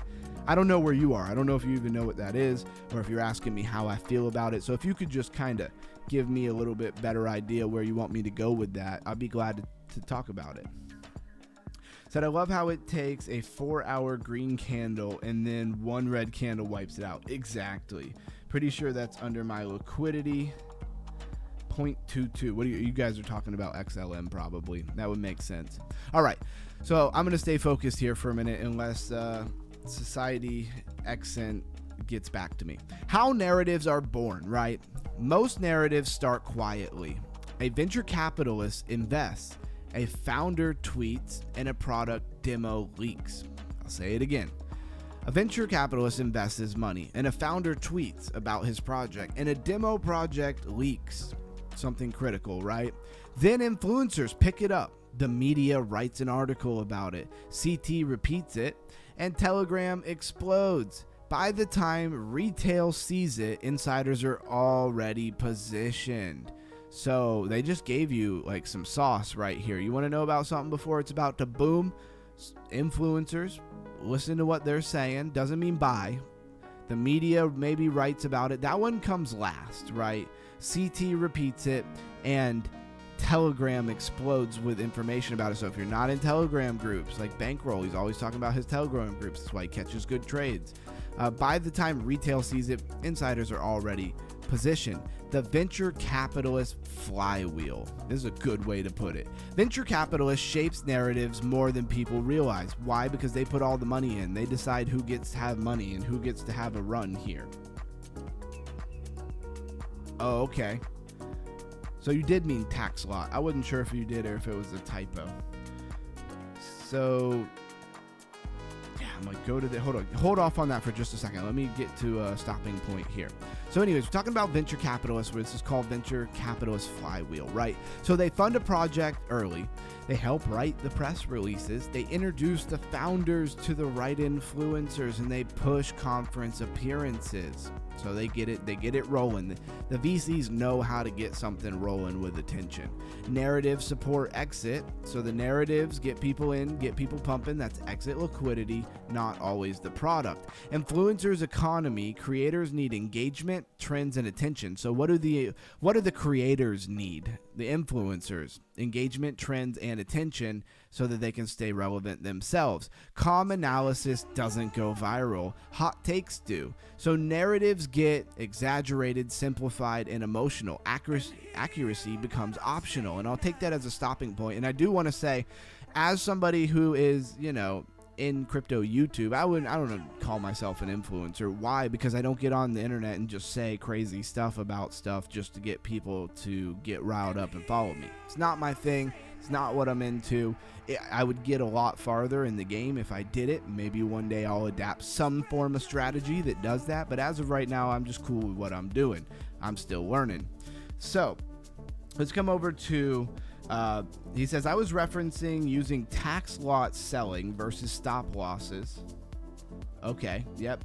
Tax lot selling is a strategy where investors choose specific shares, tax lots, to sell from their holdings to minimize capital gains taxes, rather than letting the brokerage default to methods like first in, first out, FIFO, yep.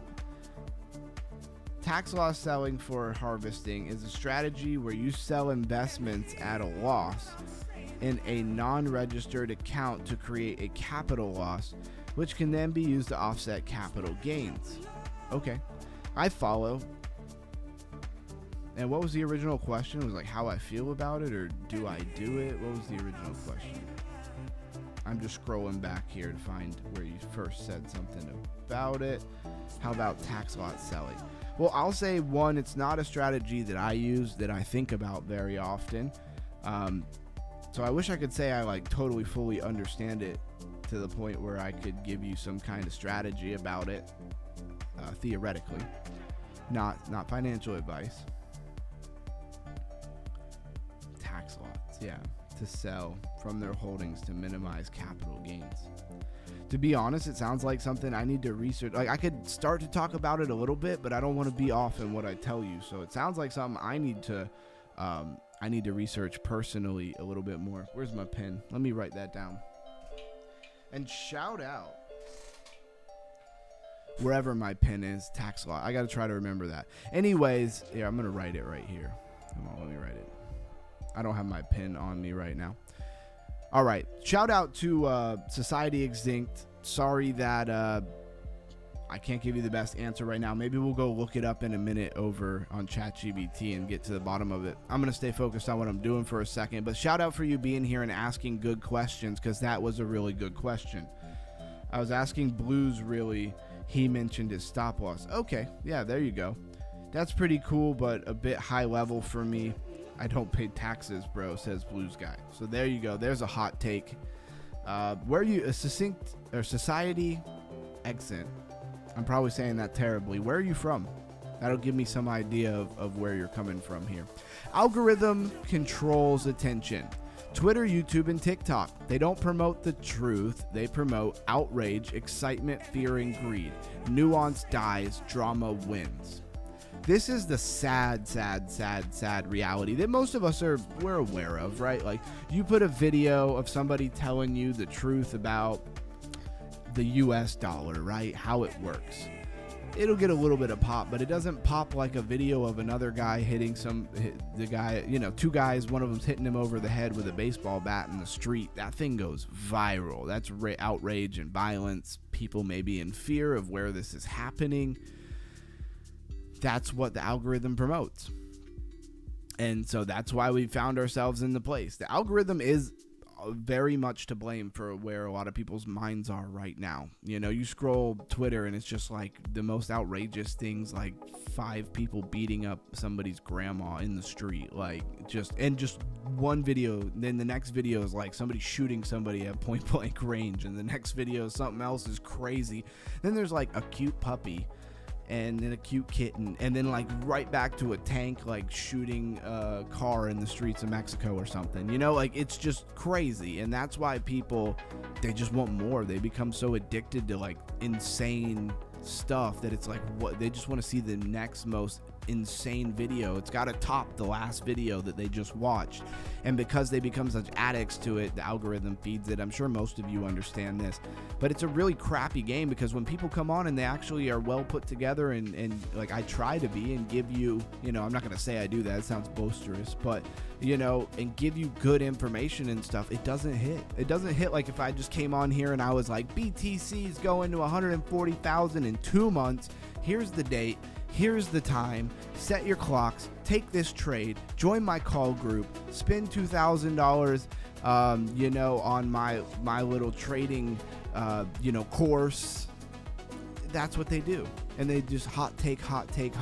And a lot of people are too dumb to know that they don't really know anything about anything.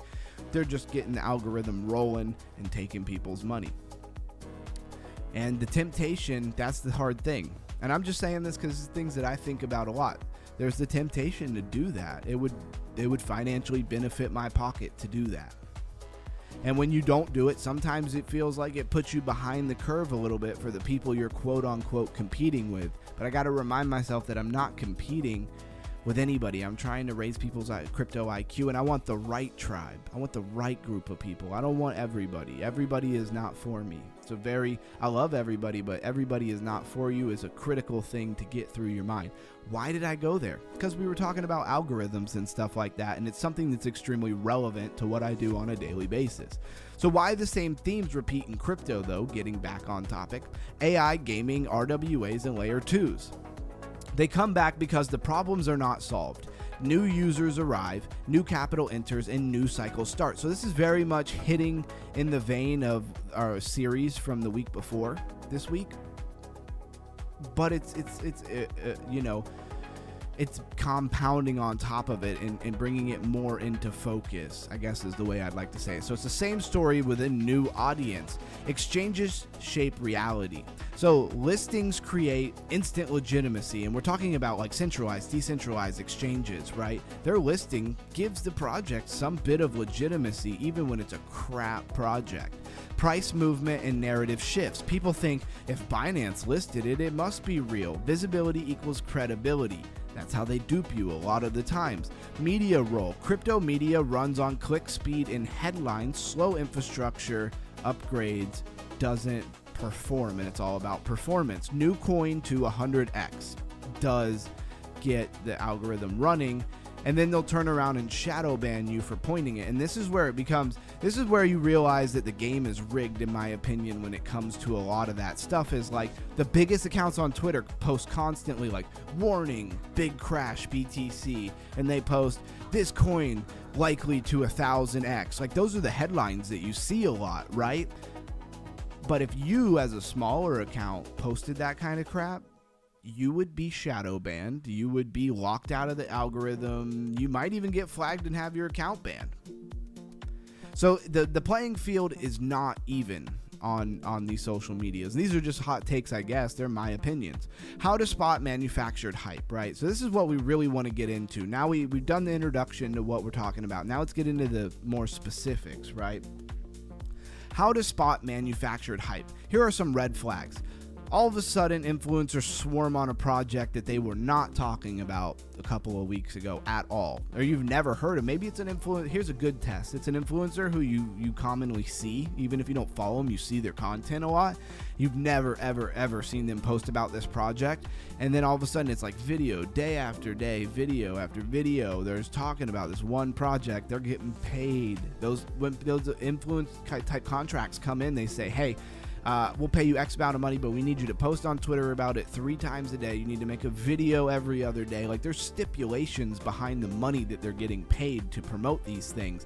And that's why it seems like all of a sudden it's all they can talk about. It is literally where the money is, and it is all they can talk about. So vague white papers. White papers are, not very well laid out. Most people never look at a white paper, so you wouldn't even know that. Aggressive marketing, very strong clickbaity stuff, and it's popping up everywhere. They're spending money behind it. Token launches with no product. I was just talking about this yesterday. I don't get it. You put out a game, you make a website, you token generate event and have a token, and you have influencers talking about how great this game is going to be, and you go to the website and you can't download it. You can't play it in the web browser. It doesn't exist. So what are they promoting? That's a red flag. Paid partnerships also can definitely be a red flag, and it feels forced. Do you feel like it's being forced down your throat a little bit? Pause. It probably is. It's probably because it is being forced down your throat. Organic versus engineered growth. So now we're going to talk a little bit more about organic growth. This goes right back into me talking about my channel. It's slow, sometimes boring, and it's not exciting in the metrics. It's not exciting with hundreds of people in your stream or you're watching your videos on a daily basis. And this is obviously talking about, crypto and not my YouTube channel. So it says dev focused, right? But that's organic. That's how you know something is organic. When it's engineered, it's loud, it's fast, and it's emotional. I'm just trying to relate this in a way where maybe you could understand it, but also for myself. Most people confuse noise with progress, and I think that's a critical line. Most people confuse noise with progress. What is going on in this chat right here? Where are we at? It says, I'm with you, Blues. Atlanta, but I'm originally New York. Had to get out of New York, dude. Crypto tax, etc. Okay, society.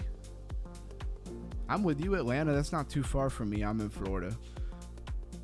He's from the government, LOL. I used to. That's hilarious.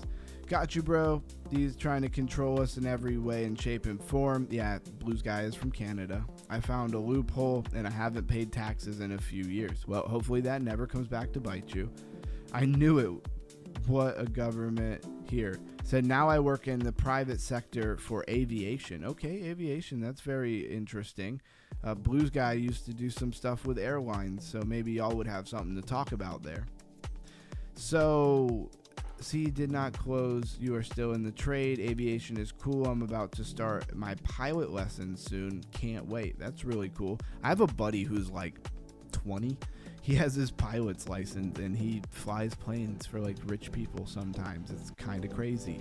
Blues, it gets hard to hold in this market. It feels like they wait you to close your trade before they make the moves. Yep, exactly. Deep stop loss helps with that. Silver also looking for a break. Underground bringing the sauce every day. Gratitude, Underground, my man.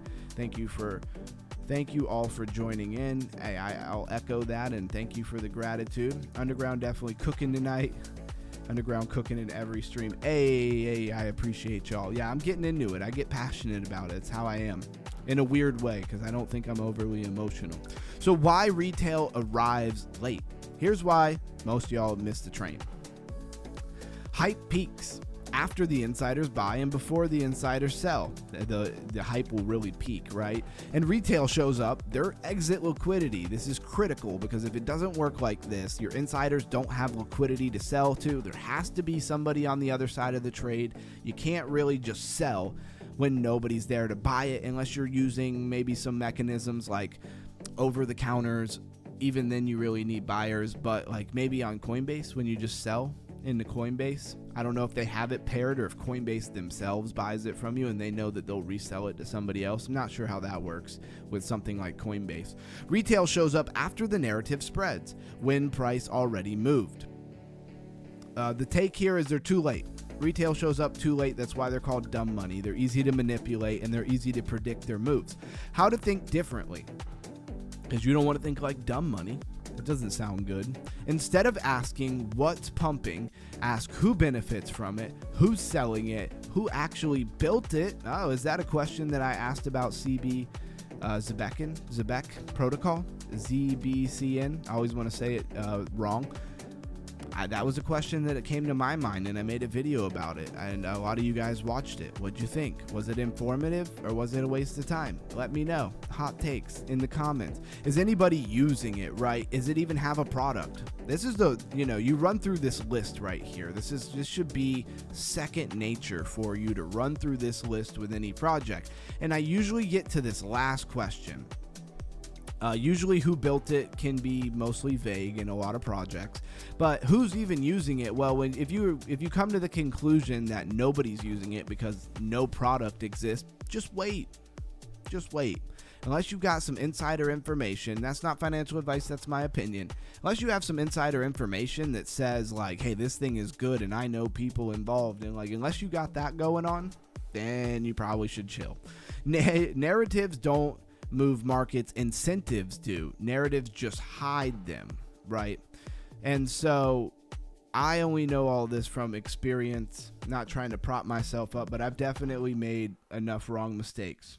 I love, again, when the lifer says that, a professional is somebody who's made a lot of mistakes in a very narrow space, right? Very narrow market, whatever you want to call it.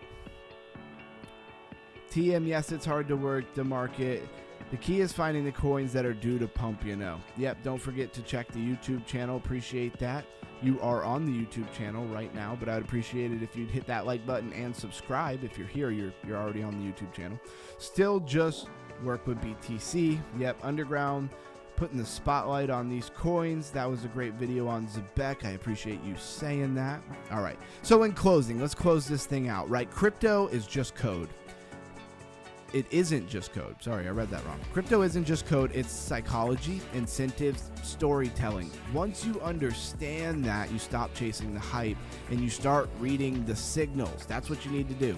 Stop chasing hype, start reading signals, and understand that when things get really hypey, you won't hear me being like, I think this is a great buy. Now, scalp trades and things can be good, but a lot of times by the time you're really in it, like here's a good example. Let's use a great example right now. Axie Infinity.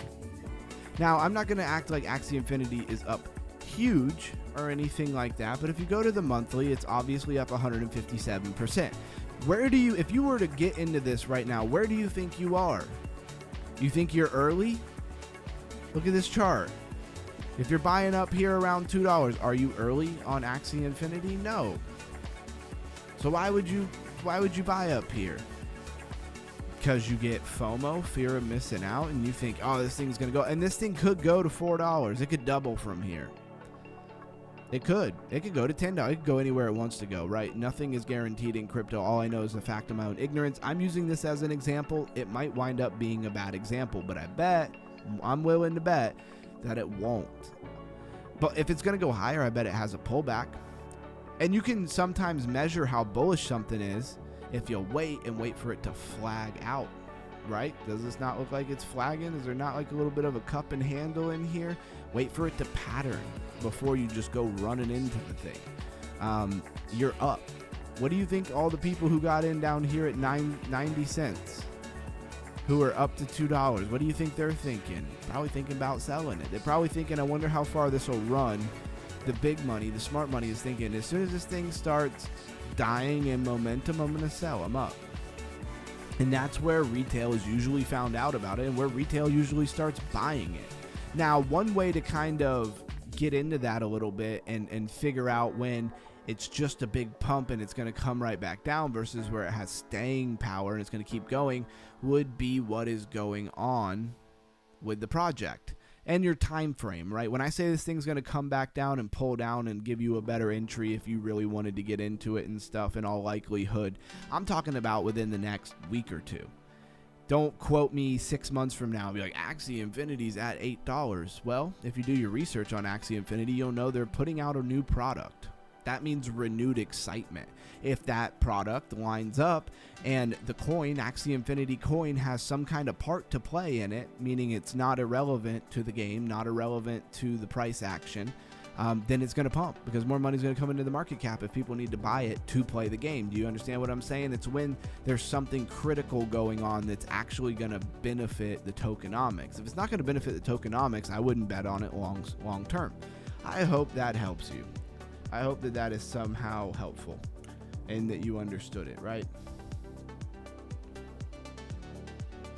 Said, imagine coins start disappearing because underground is bringing the heat. Oh, that'd be pretty crazy. That would be crazy.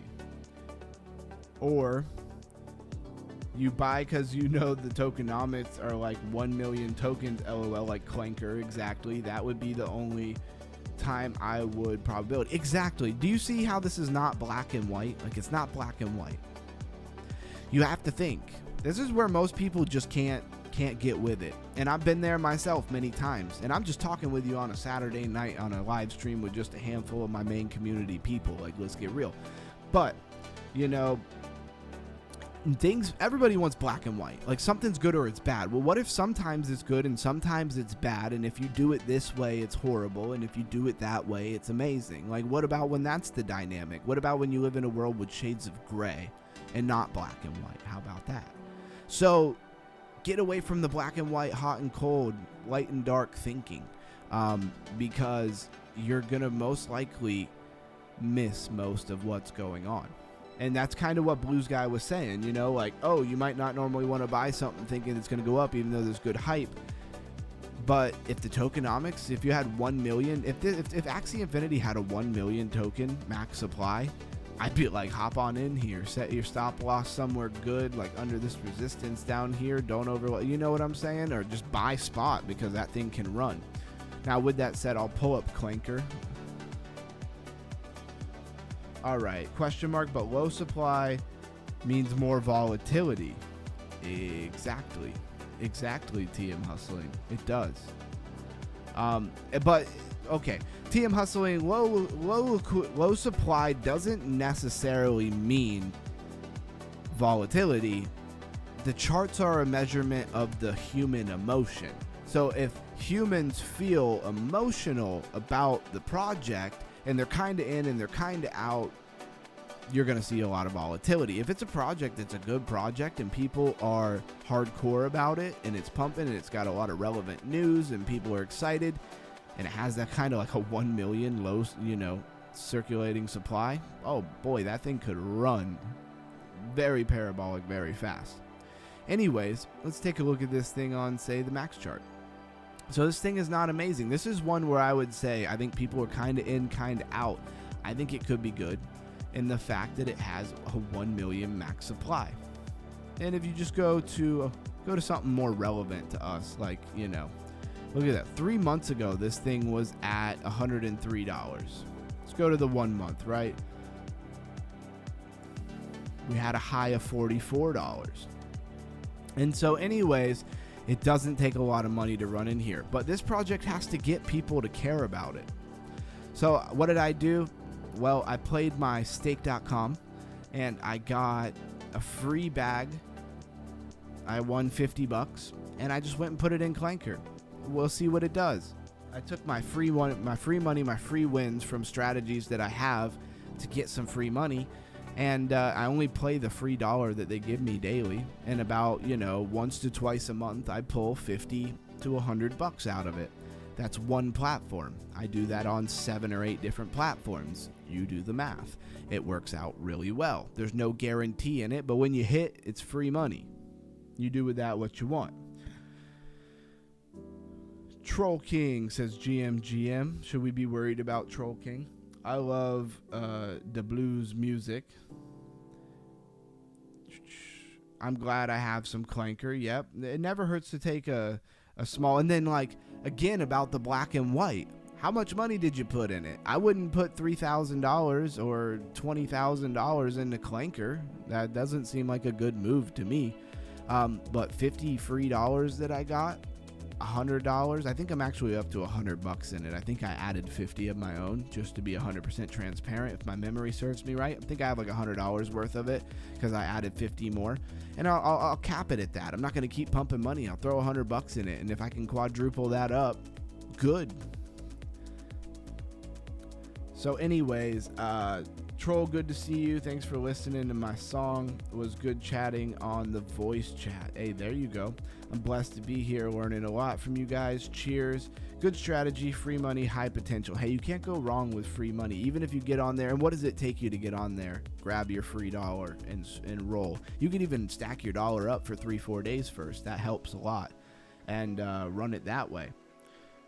So check out the description where I have a link to the Discord and links to many other things as well. So Blues coming soon mainstream. There you go. Good strategy, free money, high potential. Already said that. Hooray for the Troll King. All right, and how long have we been streaming here? We've been streaming like an hour and 46 minutes on a Saturday. Y'all can let me know if there's anything you want me to go over. Blues, let me get you your signature before you're famous. I'll put it in the safe. Well, there you go. And a lot of times, this is where we transition to the underground crypto hangout on a Saturday. I'm not going to go 3 hours first. We'll just go an hour and a half. That's pretty good. We covered everything I wanted to cover there. And this is in the whole vein of Fogo. Fogo has been trending. It has, the price action's been kind of dipping. It's not amazing, but I would also say that, it is what it is. It's sideways for the most part. It's sideways in the big picture. Matter of fact, one thing we'll do real quick is I will bring up TradingView. And we'll take a look at it for a minute. Why not? It's very relevant to me right now because I'm in a trade. And lo and behold, we broke above the 200 and we made a head and shoulder here. I told you were getting a move down, which you would have nailed that if you took it. This is the 1 minute, so don't expect every pattern to play out. Like, there's a difference between a pattern like this, head and shoulder. That was a terribly drawn head and shoulder there. You just slow down. See, look at that. That's a nice head and shoulder. A pattern like that involves several different candles. I think it has a higher rate of playing out, where if you have like a flag, like this flag right here, you could call it a flag if you really wanted to. It's tiny. It's on the 1 minute. That flag has like 4 candles in it. Is it going to probably pump? Yeah, it probably is, because it's getting above the 21, above the 200, all of those things. But my point is, I wouldn't get overly caught up in patterns on the 1 minute unless you can back out to the 3 and the 5 and you could still find the patterns. And what does the 3 tell you? You got rejected by the 200 MA on the 3 minute. I love the 3 minute. If you see here's my thing. The 1 minute was for me a long time too much noise. It doesn't bother me anymore. I could watch the 1 minute all day. And the 5 minute just took too damn long. That's how I felt about it. I'm gonna be honest. For a long time, the 2 minute just took too long for me. I didn't want to wait for, or the 5 minute, sorry, took too long for me, and I just really didn't want to wait for it to play out. Well, now here you are. So I like to bounce in the 3 minute and chart and stuff because it moves quickly, but not too quick, but not too slow. And when you're talking to, you have to categorize your small time frames. Small time frames for me are like the 1, 3, and the 5. Your medium time frames are like your 7, 10, and 15. Your higher time frames, I don't use the 30 minute very rarely. Higher time frames are like the 1, the 4, and the 8. And then of course you go into the super large, extra large time frames, which are like your 12 hour, 22 hour, most people don't know about, the daily, and then you have like your monumental ones, right? That's how I think about them. I kind of group them into little groups. And you can see it's the same thing that I talk about a lot when it comes to categories in meme coins and stuff like that. It's just simple to me to kind of begin to relate things to other things and categorize them and put them in their departments so that my mind can keep things nice and organized. Does your brain work like that?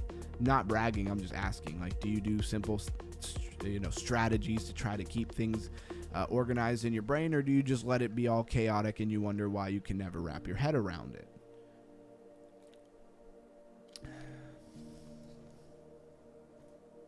All right, what's going on here? I got to keep checking in with my chat.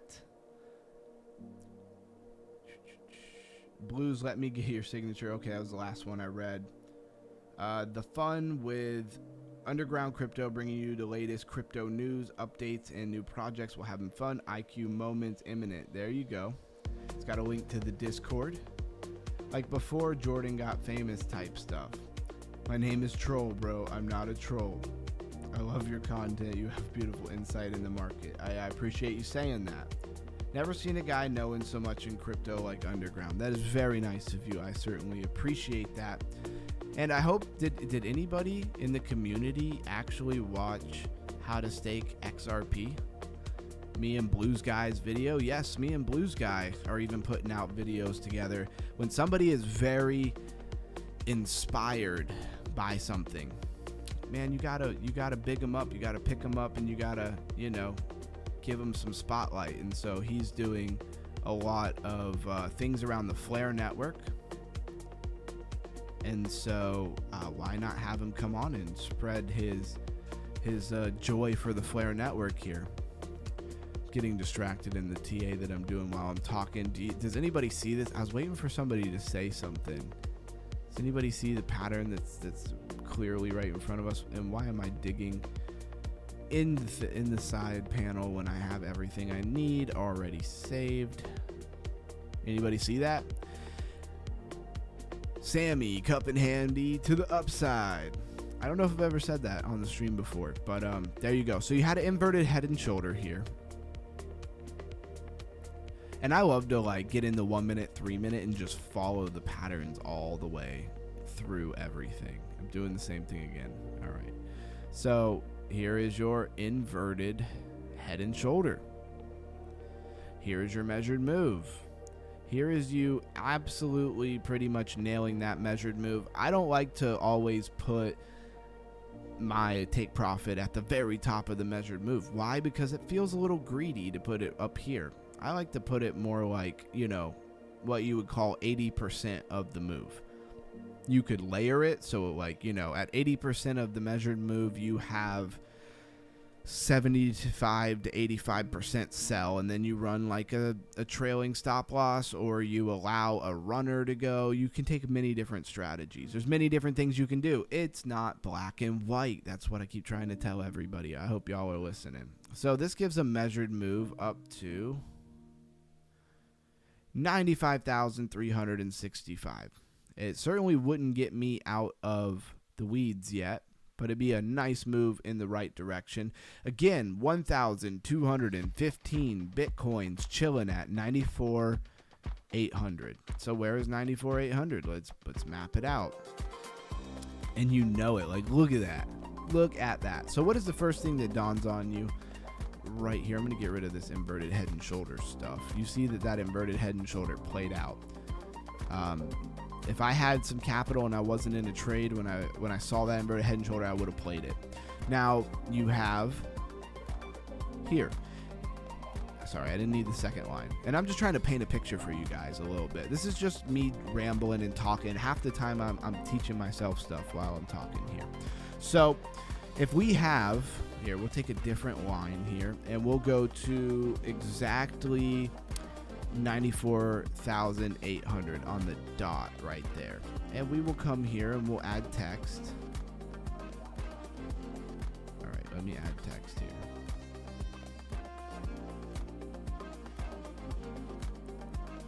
Come on, cooperate with me. Where's the add text button? I was messing this up earlier, and at the same time, I literally just did it earlier. It's very annoying. There you go. And so this is 94,800, and I would love to make it bigger. What is going on? There it is. Okay, I found it. Let's make that a lot bigger. Bam. So why do you think there would be 1,200 BTC chilling at this? Let's make it a white line. And it didn't do it. Love that. Can you change it? There we go.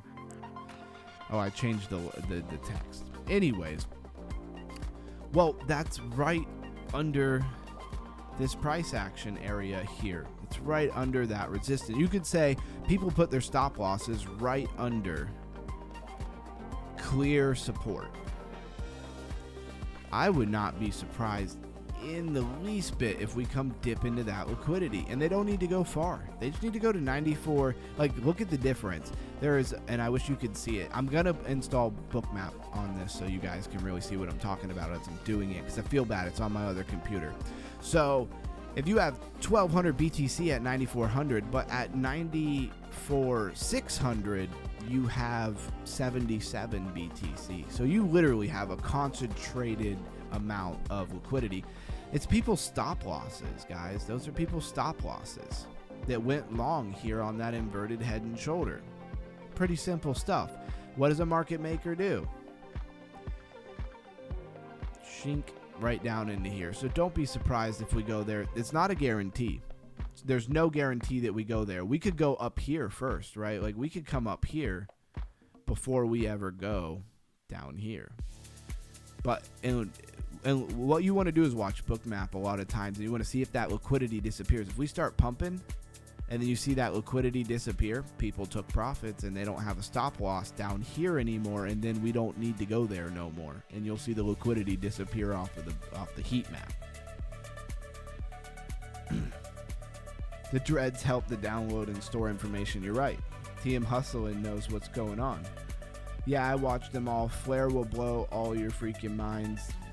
I believe it. Cup and handy. Underground on the daily BTC is in the golden pocket of the Fibonacci. Let's go check that out, because I do love some Fibonacci.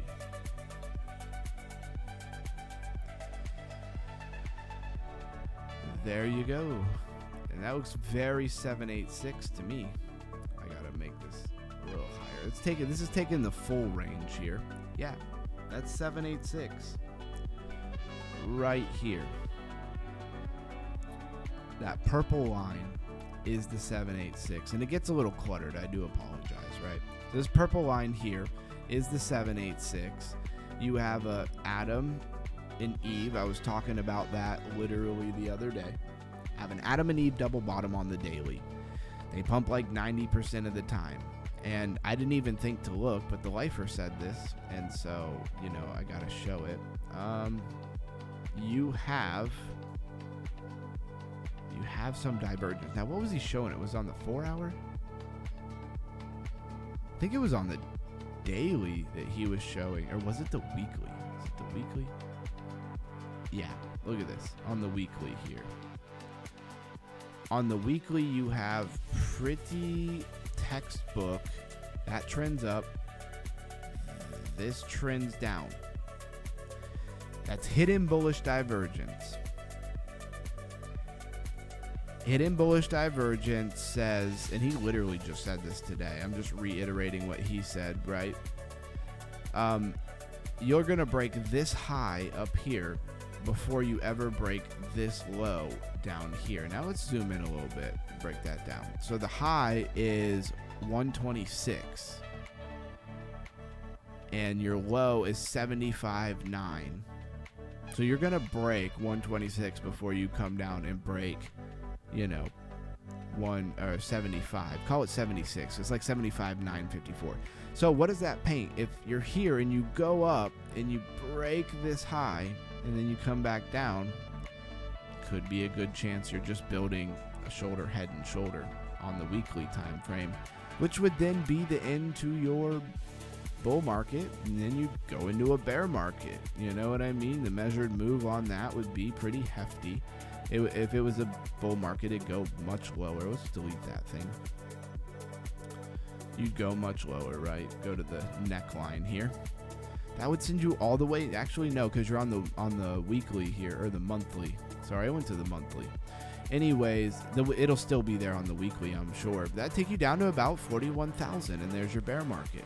So same things applied on those bigger time frames. And yeah, if you look here, bang, and then you look here, the hidden bullish is even stronger, in my opinion. It's even stronger here. So you need that hidden bullish to go up to make the other shoulder on the weekly. Very interesting stuff. I'm staying pretty strong on this whole hidden bullish divergence.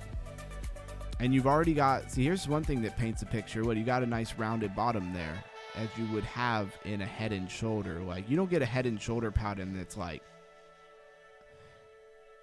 does all this crazy stuff in the middle. Very rarely do you get something like that. It's usually smooth, this rounded turn up, and that's what you have here, this rounded turn. And then that's what you have here.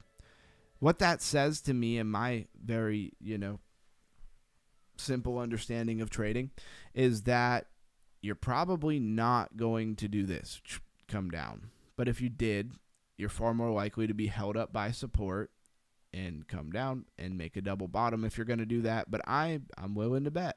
And by willing to bet, I mean I'm in a trade for it already. Willing to bet that this is going to make that next arm, and you have a nice move up to previous all-time high. We'll see what happens day by day. What's the hourly saying? Oh man, I'm just messing everything up trying to go way too fast. I don't see anything crazy. The hourly's making an inverted head and shoulder here. Sometimes you just get to the point where, like, I don't even need to draw that inverted head and shoulder. I just grab the measured move. It says, bam, 96,193. By somewhere around the 17th of January, which I was literally just talking about the other day. All right, let's go to the 15. All right, I mean, that's pretty much all I got to say here. Inverted, complex inverted even. Like shoulder, shoulder, head, shoulder, shoulder maybe.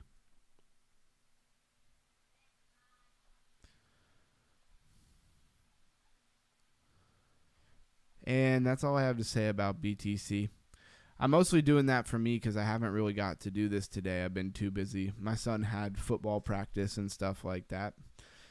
And so I had to be there for that. And he had a practice and then 2 back-to-back games, like all at one time. So shout out to them for scheduling everything at one time.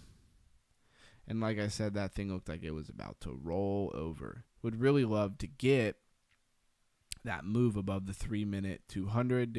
Are we losing the 1 minute? No, you're right on it. Look at that head and shoulder. Pull that move. And that puts you pretty much exactly on the 200, maybe even a little bit below it. Well, let's see if we can hold that 2 minute. You had a nice pump. You had this big pump all the way from 94.8 to 95.180. It's a big pump for the 1 minute. So underground on the daily, okay, yep, that's what got us started over there. So we can expect more great breakdown. Yeah, for now I would. I wouldn't expect anything to happen maybe Monday, but more like Monday night into Tuesday, maybe just Tuesday. Tuesday around 9:30 to 11:30 noonish. Would probably be your best time to get anything out of it. And how parabolic it'll be, it'll probably most likely come down here to 94.8 to sweep that liquidity. We almost, the way that I feel about it a lot of times, you almost need them to come down here and get rid of this stupid liquidity, because that's why price is hanging out here and not pumping, because they want this liquidity. I don't know what they got to do to create the environment for them to get down there, but they're going to get themselves down there most likely one way or the other. All right, let me port you over back to where we were, the fishing game. And, we just crossed the 2-hour mark. This was a game we found the other day. I had to start this game all over, though, because I never made a profile when I was testing it out.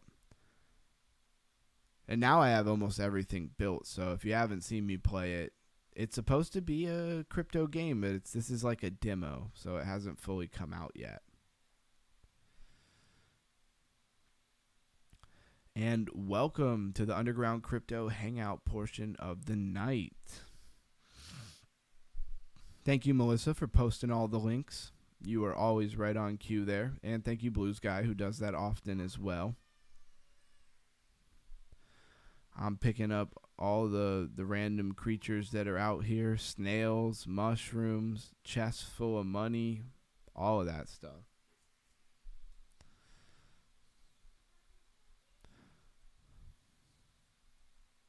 What is this one? These are the snails, right? Yep, those are snails. It's addictive. Yeah, it is pretty addictive. Now I don't know what else to do. I don't know where I'm supposed to go from here. I guess I keep trying to collect the little creatures and upgrade in that stuff.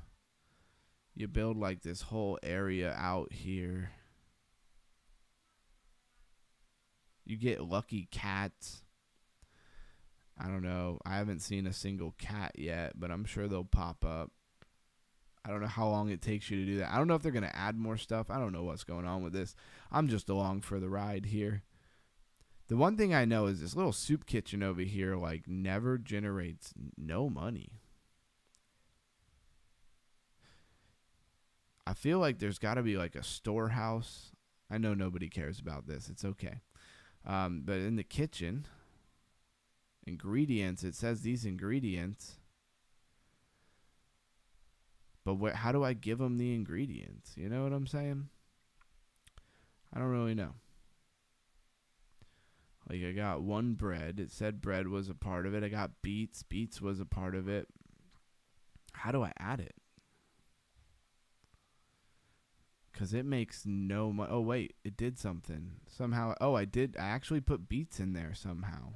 Hold on, wait. Hey, I got a bunch of oranges. How do I give them the oranges? I don't know. Something I did gave it. Okay, they gave it. Obviously, I'm not doing something right. Does it tell me what it wants?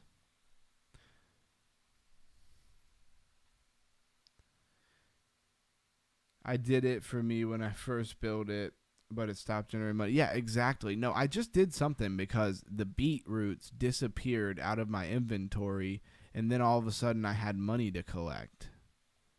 So obviously I'm missing something here. I don't know what I'm supposed to. They only want beets right now? Let's go collect some beets and see if that does anything for us. And I don't know how late I'm going to go. It's literally midnight where I am. Blues Guy was even saying he had to work early and all of that stuff. So it might not be a super long stream. We went 4 hours last night streaming. Long enough that we got some crazies coming into the chat. And I think it's a sign of success. I hope more crazy people come. We're going to ban them and kick them out, don't get me wrong. But it certainly makes the stream fun.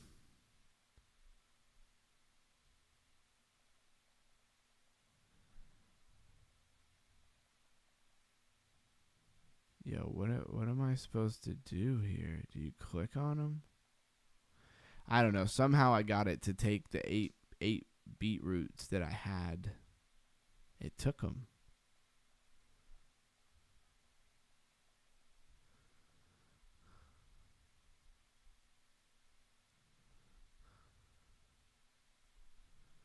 Yo, it's so confusing. I don't think there's anything else to build here either. Oh, look. More beach. I don't know. See if they upgrade this at all, I guess. Yeah, buddy. 4 a.m. meditation, push-ups, cold shower, and hit the road, Jack. Hey, there you go. He's got the routine. Greatness is a lot of times born out of good routines.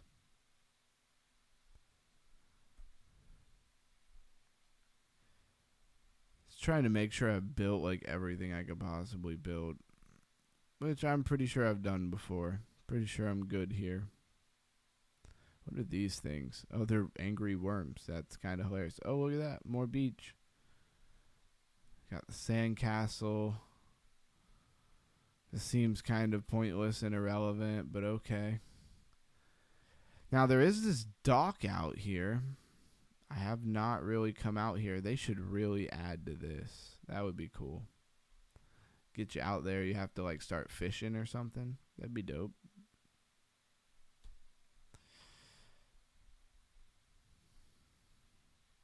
Yo, this little snail is fast. I thought you were a snail, bro. Why are you so fast? Stop being so fast.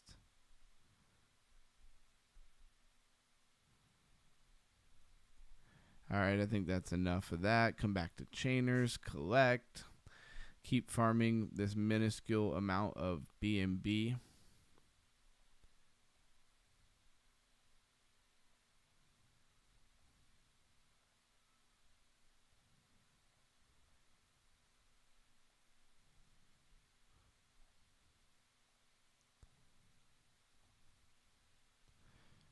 And that is that.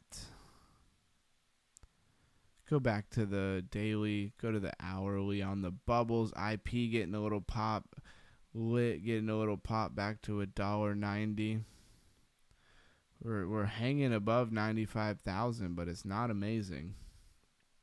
Great stream, Underground. Great seeing everybody. Stay grateful and stay underground. Love y'all. See you tomorrow. Blues guy out. Hey, have a great night, and Underground Crypto out as well, because like I said, it's like midnight and I still have a lot of things I need to do. So everybody have a great night. Thank you for being here. It was a wonderful Saturday stream. Thank you for the super chat, Blues guy, and everybody always holding me down in the chat in general. I'm going to hop off, and I will see you guys tomorrow.